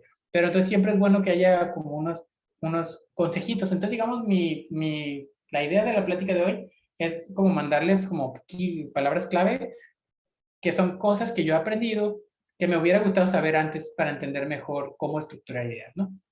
Entonces, una de ellas aquí se llama el Software Development Lifecycle. Y eso tiene que ver con Git. El Software Development Lifecycle es pues, muy sencillo, hasta parece como algo como de clase de administración o yo qué sé, ¿no? Pero pues sí, así se usa y funciona, ¿no? Entonces, es planeación, análisis, diseño, implementación, pruebas y mantenimiento. Y es el ciclo. Y eso funciona con todo en la vida porque puedes planear, puedes hacer tus diseños y luego programas y ya que programas, lo pruebas y iteras. Y esto se intersecta con Git en ese sentido. Vamos a ver. Disculpa que te interrumpa, Cristian. ¿Puedo Por favor. añadir algo a lo de Sí, Git? por Porque favor. precisamente sí, Git es complejo por esto de los apuntadores de la cabeza, cuando te mueves a otra rama y de repente la cabeza ya no está apuntando a la rama a la que querías. Entonces sí valdría la pena. Y sobre todo porque se mantienen todos los cambios que tú llegaste a hacer en el código, precisamente por esta cuestión de que pues, vamos a hacer música con código. Ahí los pequeños cambios, cuando se llega a romper un código, etcétera. Creo que sí es importante eso de Git. Pero no sé si también valdría la pena comentar o también abordar CodeStream, que precisamente es una herramienta que se puede integrar al entorno de desarrollo, como Visual Studio Code, para que Git, los comentarios, la documentación, todo esté en el mismo entorno. Mira, ese justo no lo conozco, gracias. Lo voy a leer y dice CodeStream is a free open source extension. Perfecto. La voy a buscar. Sí, definitivamente. Muchas gracias. Entonces, sí, eso yo creo que es una muy buena idea y les voy a mostrar un ejemplo aquí, para las personas, no sé si todos estén familiarizados con Git o no. Básicamente es como volver al futuro, ¿no? Entonces tú tienes, vamos a llamar a estas líneas que son como líneas del tiempo. Entonces, si tú tienes universos alternos y paralelos y todo eso, ¿no? Entonces, lo que pasa en Git es que tú puedes ir subiendo fragmentos de código y pequeños cambios y puedes llevar un registro de quién hizo qué, cuándo lo hizo, y si en algún momento si algo se echa a perder, siempre puedes revertir a tu versión anterior. Entonces, esto es a lo que ahorita que les mostré el Software Development Lifecycle. Entonces, a veces se refieren a esto. En proyectos pequeños no hay tantas ramas, ¿no? Pero en un proyecto ya, digamos, como un software normal, grande, lo que sea, lo que tú tienes es muchas ramas. El master, digamos que es la versión oficial, la que está el cliente o el usuario, la versión final. Entonces, imagínate que tú tienes ahorita, el ejemplo que mencionaron fue el de la guitarra, entonces ese es mi ejemplo canónico ahorita. Si alguien más quiere que use su ejemplo, me puede decir. Entonces, digamos que aquí tienes tu proyecto, ¿no? Entonces empezaste y configuraste todo. Y luego aquí, tienes ya lo de, quieres hacer una función. Entonces, se hace una rama donde aquí estamos desarrollando, esto es lo que el cliente ve, o lo que el usuario ve. Y aquí estamos haciendo las pruebas para las nuevas funciones y que le vamos a agregar al sistema. Entonces, por un lado vamos a decir, quiero ir trabajando en lo del Machine Learning. Entonces, voy a crear una rama que tiene el código, el verde, y tiene este naranja, y aquí voy a empezar a trabajar. Entonces, voy subiendo mi código, y ya, mira, ya puedo hacer esto, ya puedo hacer esto, y aquí sigo trabajando. Pero no lo he juntado con el demás código porque no sé si lo va a romper o no sé qué. Por otro lado, Aldo, por ejemplo, a lo mejor era... ¿dónde estás? Hegel estaba trabajando en pero Aldo quiere empezar a trabajar en las partituras. Entonces, no queremos que el código de Hegel choque con el de Aldo. Entonces, lo que él va a hacer, va a abrir otra rama donde va a empezar a hacer sus cambios. Y ya que sus cambios estén listos, va a decir, ok, ya los voy a juntar con la rama principal, vamos a probar que funcione, y al final ya lo juntamos con el código principal. Y cuando Hegel termine de hacer sus códigos, los va a ir poniendo. Entonces, y esto nos da una forma muy ordenada de trabajar, especial para el código se necesita mucho, porque, no sé, a mí me pasó 1000 veces que funcionaba ayer, funcionaba de perfecto, de verdad, y le moví algo y no sé qué era, y no sé qué le moví, entonces ahí tienes que estar debugueando. Entonces, si tus cambios son incrementales y pequeños, es fácil identificar dónde se rompió y regresar, ¿no? Entonces, yo sí creo que esta es una herramienta muy, muy importante para desarrollar proyectos, ¿no? Entonces, digamos, eso yo diría que estaría bien hacer un cursito de Git y empezar a hacer bueno, digo, ya estoy así que entiendo de la publicidad y todo eso, pero a mí me gustaría como hacer como, al que le interese, como desarrollar pequeñas aplicaciones, así que en la UNAM vayan, o quien sea, quien quiera, y como ir haciendo algunas cositas que se vayan moviendo y hacer ejercicios de apps o yo qué sé, ¿no? Entonces ya hablaremos de eso. Bueno, ya, vamos a pasar un poquito a los proyectos musicales. Espérame un poquito. Ok. Yo había dado una plática de hace como 2 años, no sé cuánto aquí, donde hablé de mis proyectos, entonces ahorita voy a mencionarles algunos de los que he trabajado y mencionarles algunas problemáticas de trabajar así como, ahora lo voy a analizar desde el lado un poco de sistema, ¿no? Entonces, bueno, hay varias cosas que tienes que tener en cuenta cuando haces un proyecto interactivo, que van a ser las partes del sistema en este caso, ¿no? Entonces, por un lado necesitas la entrada que va a ser la entrada de datos, la entrada de información, las conexiones entre el sistema y los dispositivos de salida, que podría ser el proyector, el monitor, las bocinas, no sé, muchas cosas, un actuador de algo de Arduino, los procesadores y el nivel de enlace conceptual. Digamos, es muy fácil perderse en la parte tecnológica y estar conectando cables y que si corre, que si no se corre, pero a fin de cuentas, pues en una pieza, en una obra, pues hay un enlace conceptual entre las piezas. Bueno, a menos de que sea una obra puramente tecnológica y que el concepto sea que no hay concepto, yo qué sé, ¿no? Ahí puede ser cualquier cosa.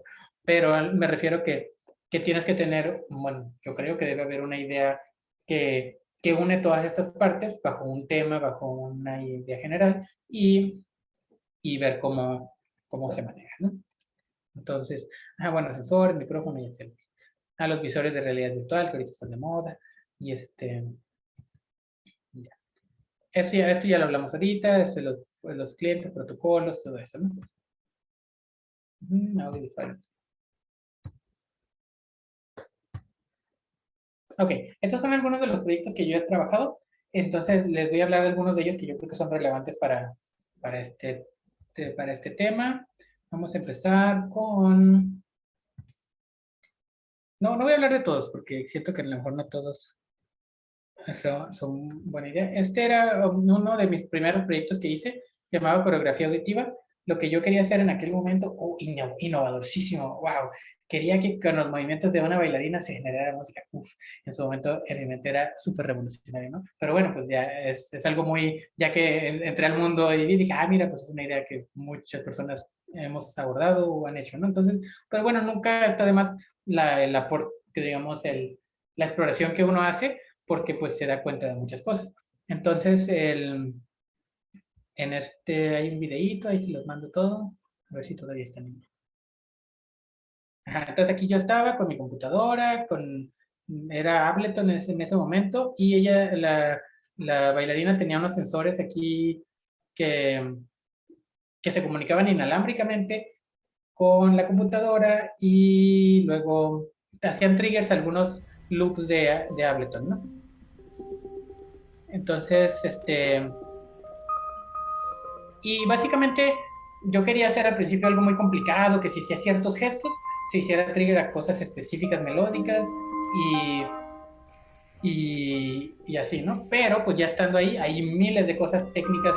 Fue de los primeros proyectos que traté de hacer con tecnología y hay miles de cosas técnicas que pueden salir mal y son las que les quiero hablar, ¿no? Entonces básicamente al final terminó siendo, funcionó, pero terminaba siendo como si se movía más rápido, entonces el sonido era más rápido. Y si se movía más lento, el sonido era más como varias como capas de loops o de bits en este caso, ¿no? Entonces ahí se los dejo por si luego lo quieren ver o algo. Entonces, pero, aquí importante. Entonces, digamos, esto fue un sistema en el que, ¿qué teníamos? Teníamos sensores.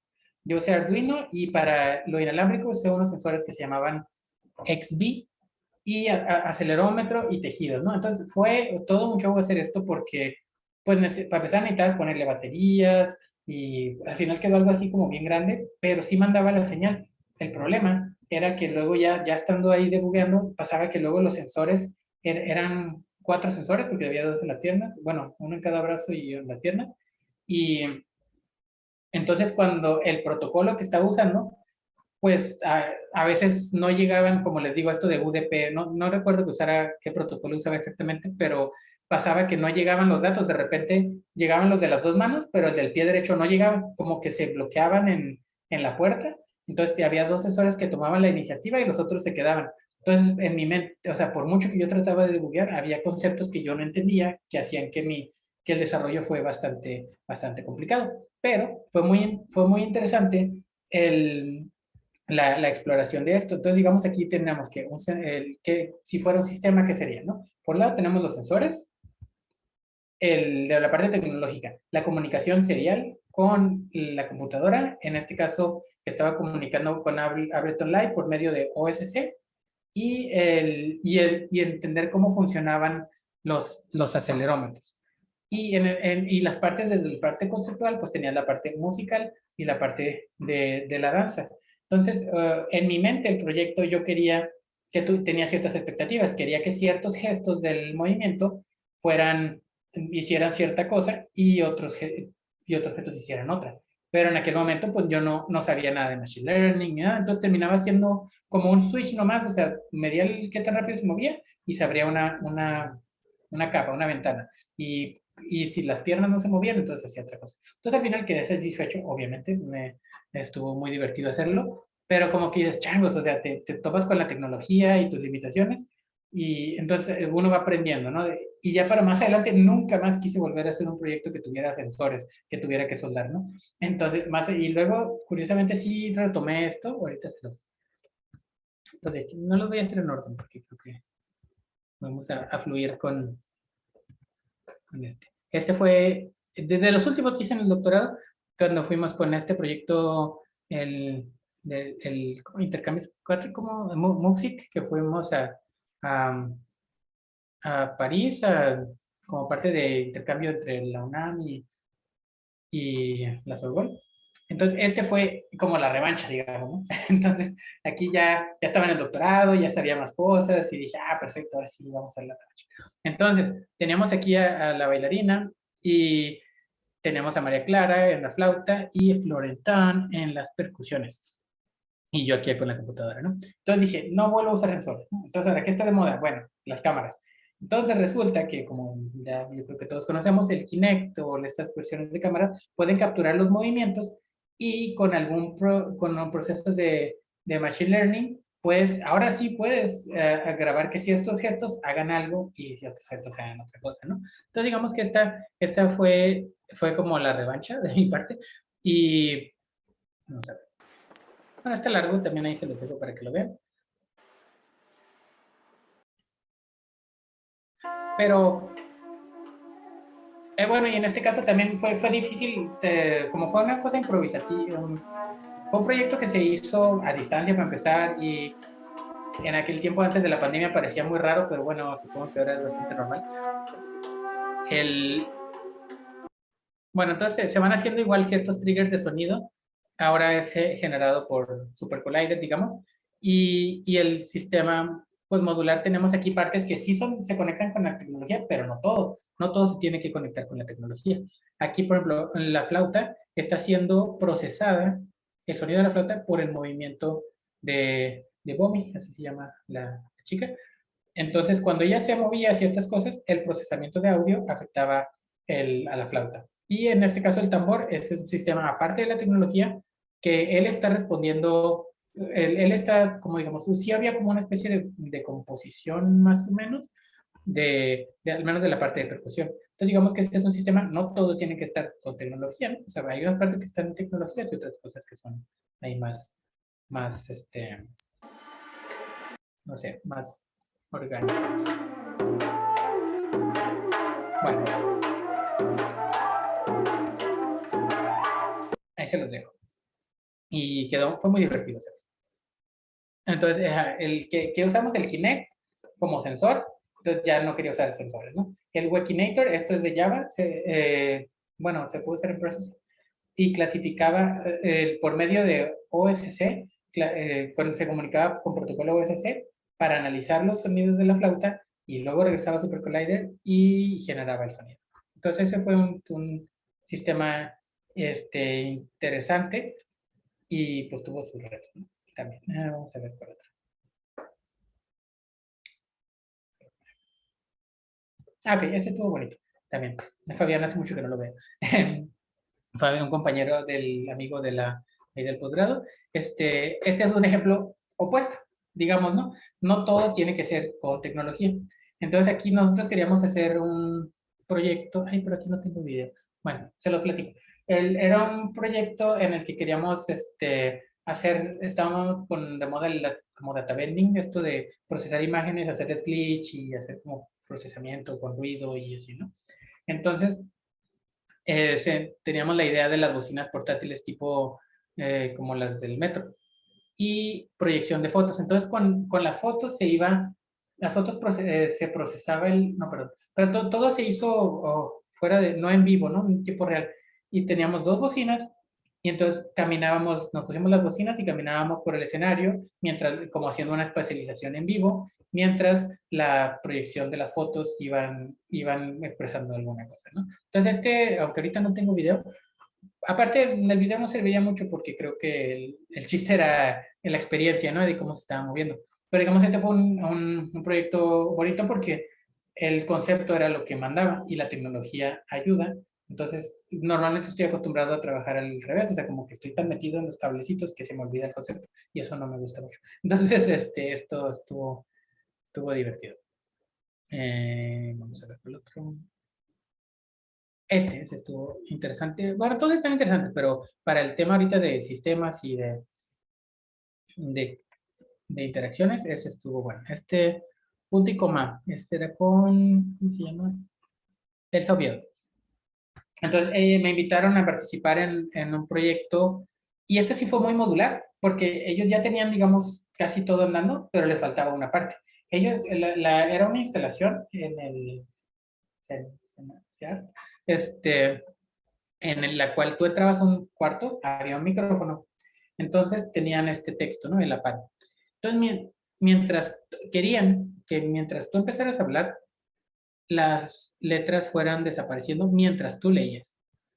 Entonces, cuando yo me integré al proyecto que me invitaron, ya tenían ellos digamos, una animación, eso es Show Processing, en la cual tenían el texto y el texto se disparaba en un trigger y entonces el texto empezaba como así a desaparecer, como a moverse las figuritas, ¿no? Entonces, aquí está el micrófono. Entonces, lo que ellos querían, digamos, a lo que me invitaron, necesitamos que cuando la persona hable, se empiece a desvanecer el texto.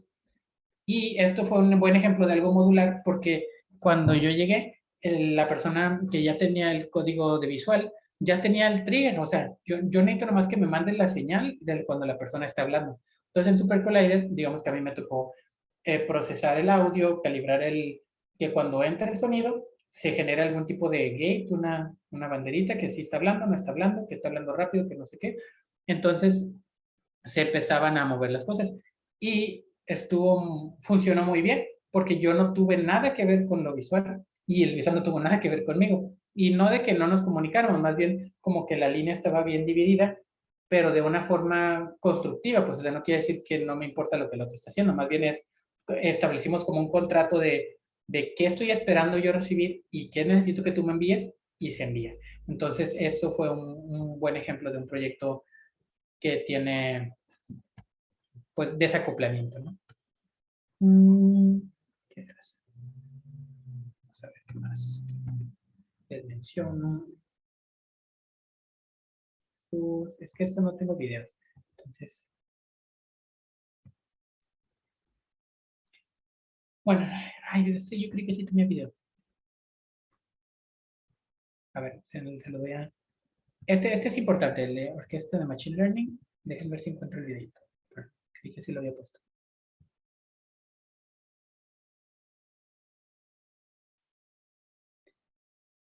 Yo creo que va a estar en la misma cuenta, permítanme.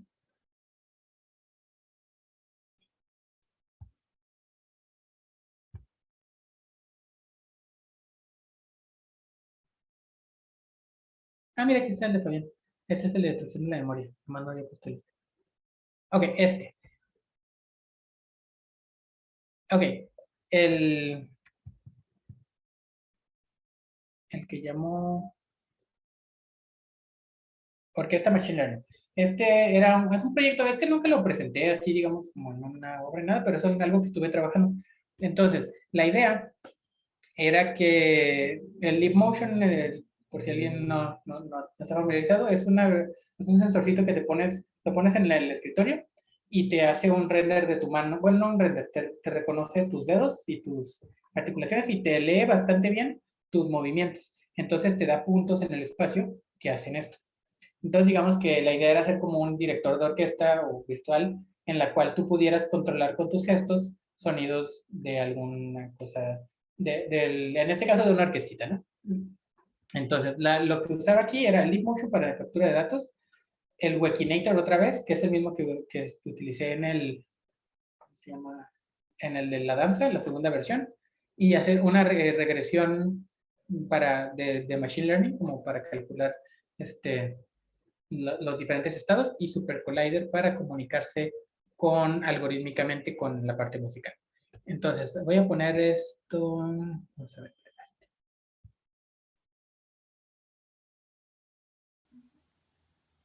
Ok, entonces, rapidito aquí. Aquí en la pantalla se ve la mano y lo que está procesando. Entonces, depende, igual con Machine Learning, estaba poniendo que si la mano está cerrada, haces esto. Si está abierta, haces esto. Si haces así, entonces, y no es rígido de que es cerrada o abierta. Puede haber transiciones. Entonces, mientras más cerrada abra, si está medio cerrada, medio abierta, hace transición entre como ciclos o patterns de esa como orquestita virtual, ¿no? Entonces vamos a ver.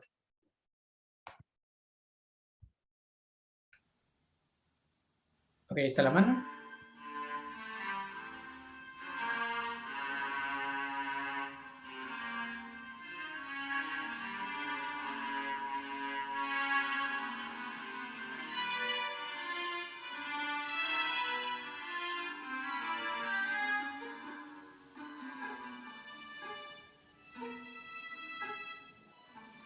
Entonces ahí como nomás arriba la mano hacía como más, sonido más suave.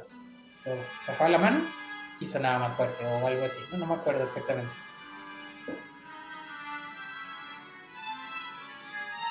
Entonces ahí estaba haciendo algunas pruebas.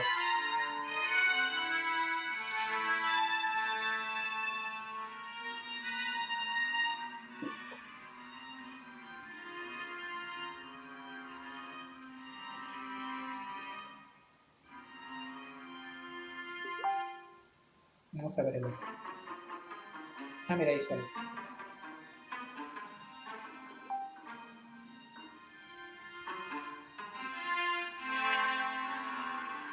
Bueno, vamos a ver el otro. Rapidito. Oh, no, sí, sí.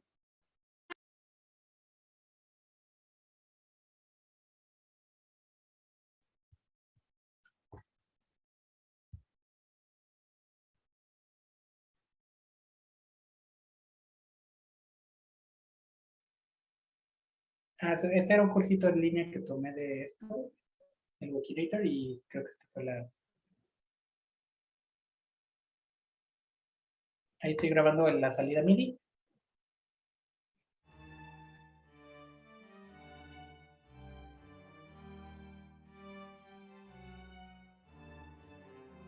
Entonces, lo que pasa en este caso es que como que se echa a andar la orquesta y empieza con un loop básico, lo que sea, no me acuerdo.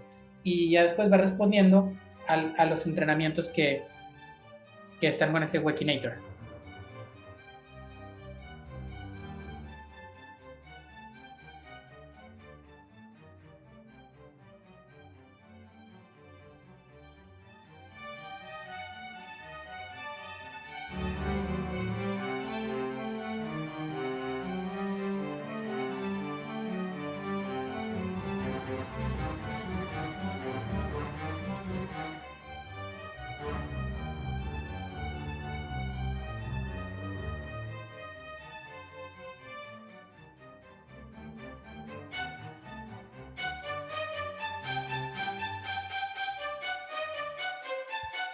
Bueno, entonces, algo que quería comentar de este proyecto es que en este proyecto estoy utilizando como esos loops de la como orquesta, están hechos desde Super Collider. El audio están saliendo de Ableton, pero solo como solo como sintetizador, como MIDI.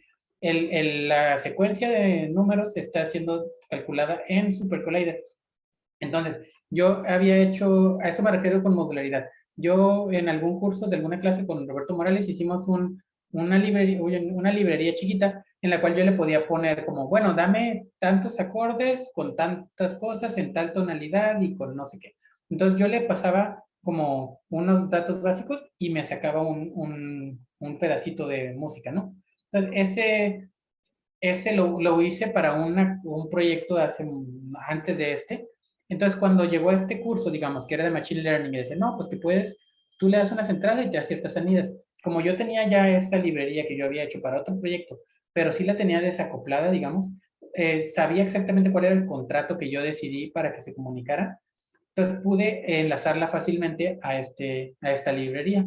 Entonces, eso me acuerdo que me sirvió mucho porque pues te ahorras trabajo y reutilizas código mm, para poder hacer nuevas herramientas. Entonces, eso fue muy útil en su momento. Y esto pues para nada está terminado. O sea, de hecho, me acuerdo que fue como una exploración y dije, ay, como que me falta, quisiera otras cosas, pero bueno, me quedó como una experiencia, ¿no? Y ahorita les platico, pues, hay más cosas, pero les platico el que estoy trabajando ahorita en este instante. Este se llama Sonvi, que es sonido y visuales. Este es un proyecto con la UABC, precisamente, con uno de mis tutores de la licenciatura. Es un proyecto es de, ¿qué será? No sé si es paisaje sonoro o recolección sonora, yo qué sé.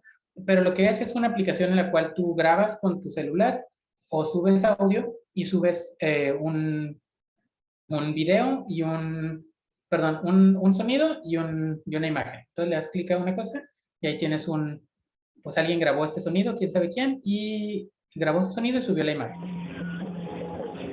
Bueno, ahí está, ¿no? Y entonces ahí, vamos a ver qué hay por ahí.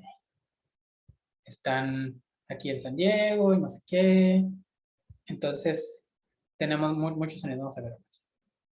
Mexicali. ¿Alguien grabó algo de Mexicali? ¿Quién sabe qué están haciendo? Otra vez, grabando. Ajá, estaba probando, grabando. De hecho, tenemos que limpiar la base de datos. Entonces, digamos, este es un sonido, un proyecto en el cual, pues, es bastante modular porque, por un lado, tenemos el cliente, déjenles enseñar, por eso tenía que tocar. Tenemos, este sería como un diagramita del proyecto. Entonces, tenemos el cliente, ¿no? Que está en la aplicación web. Esa aplicación web se comunica con el API de Google, que Google es el que te permite ver el mapa, el que te permite poner puntitos y todo esto de geolocalización, que no es gratis. Hay otras versiones gratis, creo que Open Maps y todo eso, pero bueno, para este proyecto se decidió usar el Google Maps, pero puede ser otro, ¿no? Entonces ahora, te comunicas con la base, con el backend, digamos, el servidor, que se llama Firebase. Ese Firebase es el que se organiza de si quieres loguearte, que como usuario, hacer login para ver no sé quién. Y este es el que guarda en una base de datos toda la información de todos los soniditos que se han subido. Y por otro lado, guarda el audio y la imagen en sí. Y bueno, tienes aquí los controladores que son los que procesan el audio. Entonces, digamos, esto es justo lo que estoy haciendo ahorita. Y de hecho, ahorita estamos en proceso de actualizar la aplicación porque, bueno, hay cosas ahí que... Este es como un prototipo todavía, ¿no? Entonces, pero este es algo que estoy trabajando, que a lo mejor no ahorita no es un, ¿cómo se dice? Algo, una obra de como, como un performance, algo que se esté utilizando, pero es un sistema que igual utiliza tecnología musical pues para algún registro, digamos, sonoro, ¿no? Entonces, ese es ahorita justo lo que hago. Entonces, ahí en unos meses ya creo que va a estar listo y por si quieren probar. Y bueno, pues entonces, como pueden ver, o sea, cada proyecto tiene su personalidad y tienes que ver qué necesitas, cómo lo vas a interactuar y la herramienta no siempre se comporta como tú quieres, entonces tiene que uno que estar balanceando qué se puede, qué se necesita y qué se va a hacer, ¿no? Entonces, y eso pues a mí se me hace curioso porque hace que la herramienta sea como una participante más de la obra porque no sabes, o sea, le puedes decir, quisiera hacer esto, pero bueno, vamos a ver si sale. Entonces, hay que hacer pruebas y interactuar y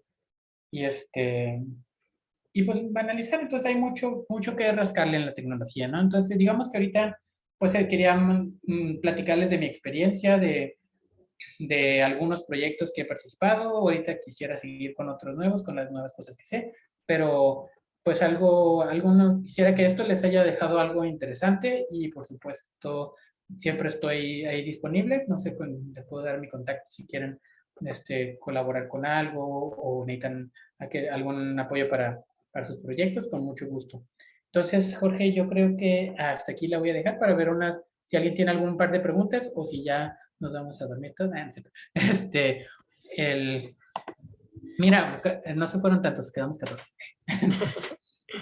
Va, te voy a detener Muchas la gracias. compartición para vernos la cara mejor. Muchas gracias Yo- por la invitación, primero que nada. No, pues gracias a ti, Cristian. Creo que yo puedo suponer que hay por lo menos dos tipos de espectadores ahorita, ¿no? Quizás los que te fueron siguiendo, como Hegel, por ejemplo, o algo que de pronto hacían preguntas muy puntuales y que esto les sirvió un montón para tener ideas de cómo resolver problemas concretos que incluso pueden tener que ver hasta con los lenguajes o las problemáticas que están. Yo, por ejemplo, de entrada le sugeriría a Hegel que se acerque a ti porque creo que hay muchos puntos de contacto.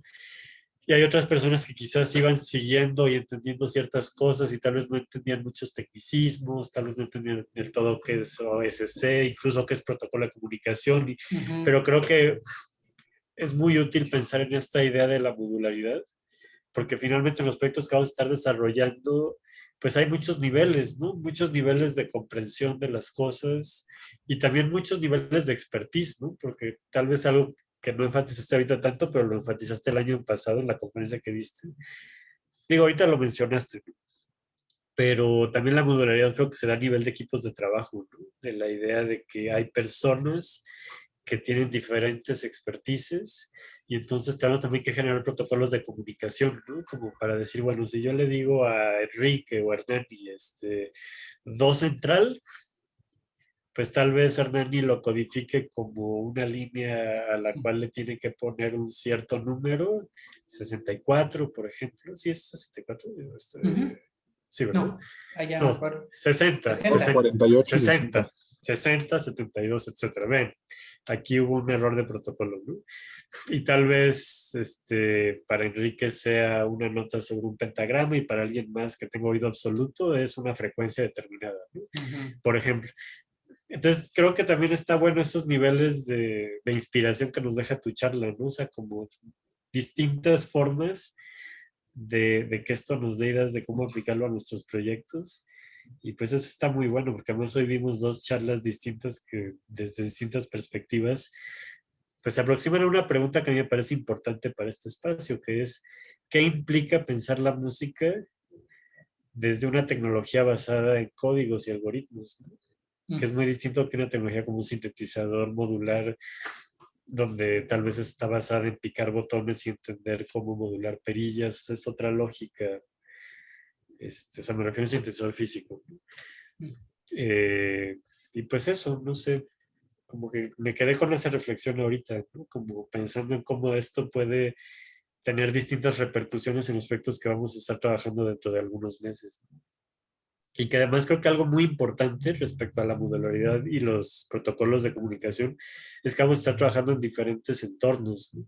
Algunos de nosotros vamos a estar trabajando con Arduino o con Vela en un entorno que tiene su propio lenguaje, otros en Pure Data, otros en Hydra, otros tal vez hagan el Super Collider y lo conecten con no sé qué, pero vamos a tener que buscar formas de comunicarnos, ¿no? Y de encontrar estos sistemas de acoplamiento y desacoplamiento que nos permitan justamente hacer un sistema complejo. Entonces, bueno, no sé, yo ahorita como que me vinieron esas reflexiones, y pues sí, en ese sentido se me hace muy, pues muy generoso y chingón lo que nos viniste a compartir, Cristian. Y también Hernani en la primera parte. Sí, pues muchas gracias. Y sí, estoy de acuerdo, porque sí, o sea, el hecho, definitivamente no se puede hacer, no se puede ni debe, ni es divertido que una persona haga todo. Entonces es bueno y necesario que haya diferentes habilidades, diferentes experiencias y diferentes formas de interactuar, siempre y cuando, digamos, los protocolos de comunicación, no de programación, sino de todo, de cómo dónde está la línea que vamos a, como equipo, decidir que hasta aquí tú necesito que tú hagas esto y tú haces esto. O a lo mejor no, a lo mejor queremos que la línea sea borrosa. Queremos que los dos estemos ahí metidos porque todo se vale, siempre y cuando como que se establezca en una forma para que pueda fluir mejor el objetivo, digamos.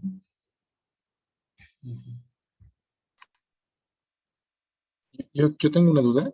Por favor. Si tienes facilidad de compartirnos la presentación, creo que para mí información muy valiosa. Sobre Sí, todo eso. sí, definitivamente se la mando a Jorge y tú la puedes, o a Nani, y la pueden reenviar.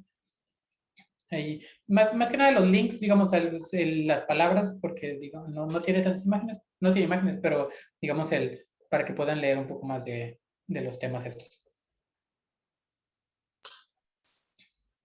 Sí, igual digo que sepan que todas las sesiones y los materiales y demás van a quedar en la plataforma y estarán en su momento disponibles, pero pues de entrada los podríamos rolar. Tal vez hacer una lista de correos. Habíamos quedado la semana pasada que como a la tercera sesión, un poquito antes de los talleres, vamos a armar ya la lista. Estamos esperando a que se estabilizara el seminario, o sea, la gente, pero sí, definitivamente lo guardamos, que si nos lo mandas. Claro, Y si los quieren ya, pues lo hacemos rolar desde ya. de acuerdo, muy bien. Pues ya estamos en los últimos minutitos, no sé, igual estaría bueno, Nani, si nos puedes como recordar qué pasa la semana que entra, como para hacer el puenteo. Acuérdense que la semana que entra es a las 5 de la tarde. Sí, la semana que viene va a abrir Diego Villaseñor de Cortina con una plática pues también un poco relacionada con lo que nos acaba de contar Cristian. Lo interesante va a ser cómo, desde su perspectiva de compositor filósofo, aborda esta manera estructurada de programar, de poner pues este orden que nos expuso Cristian para llegar a buen puerto en estos proyectos tan complejos.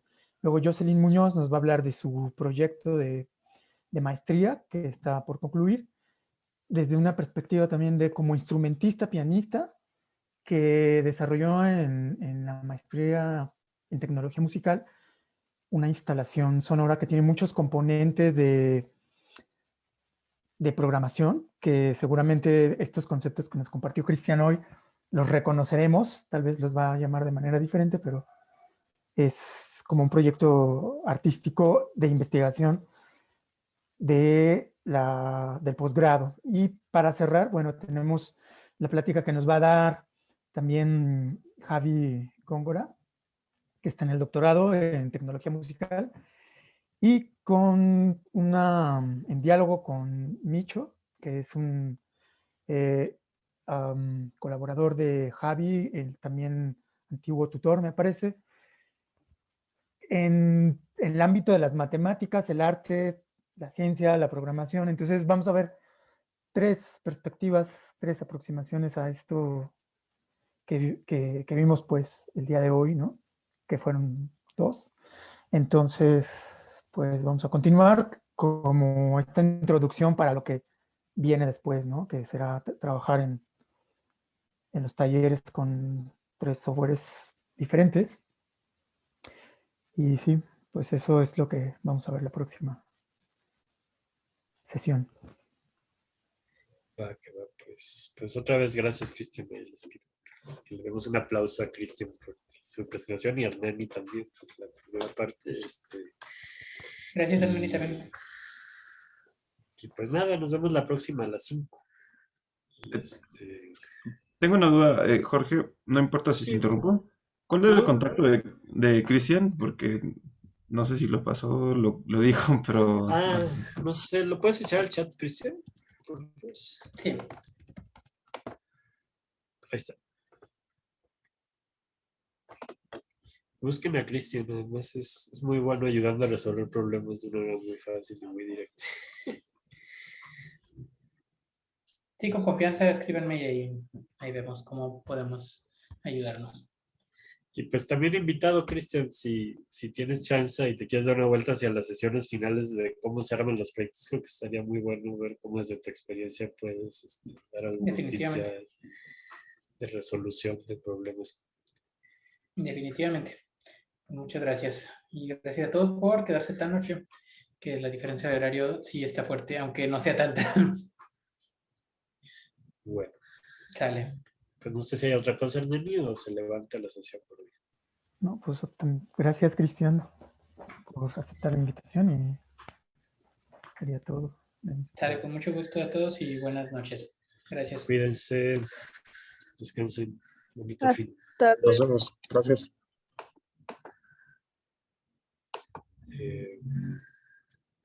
No sé si Olin ya volvió, no volvió. Creo que no. Bueno, voy a detener la sesión, Cristian, porque creo que Olin se fue y como él echó a grabar, listo detener la sesión para que la grabación se sostenga. Y si quieres, Ahorita no volvemos a entro yo. entrar. Sí. Si quieres, puedo entrar aquí mismo. Nada más Bueno. que me salgo y vuelvo a entrar. Sale.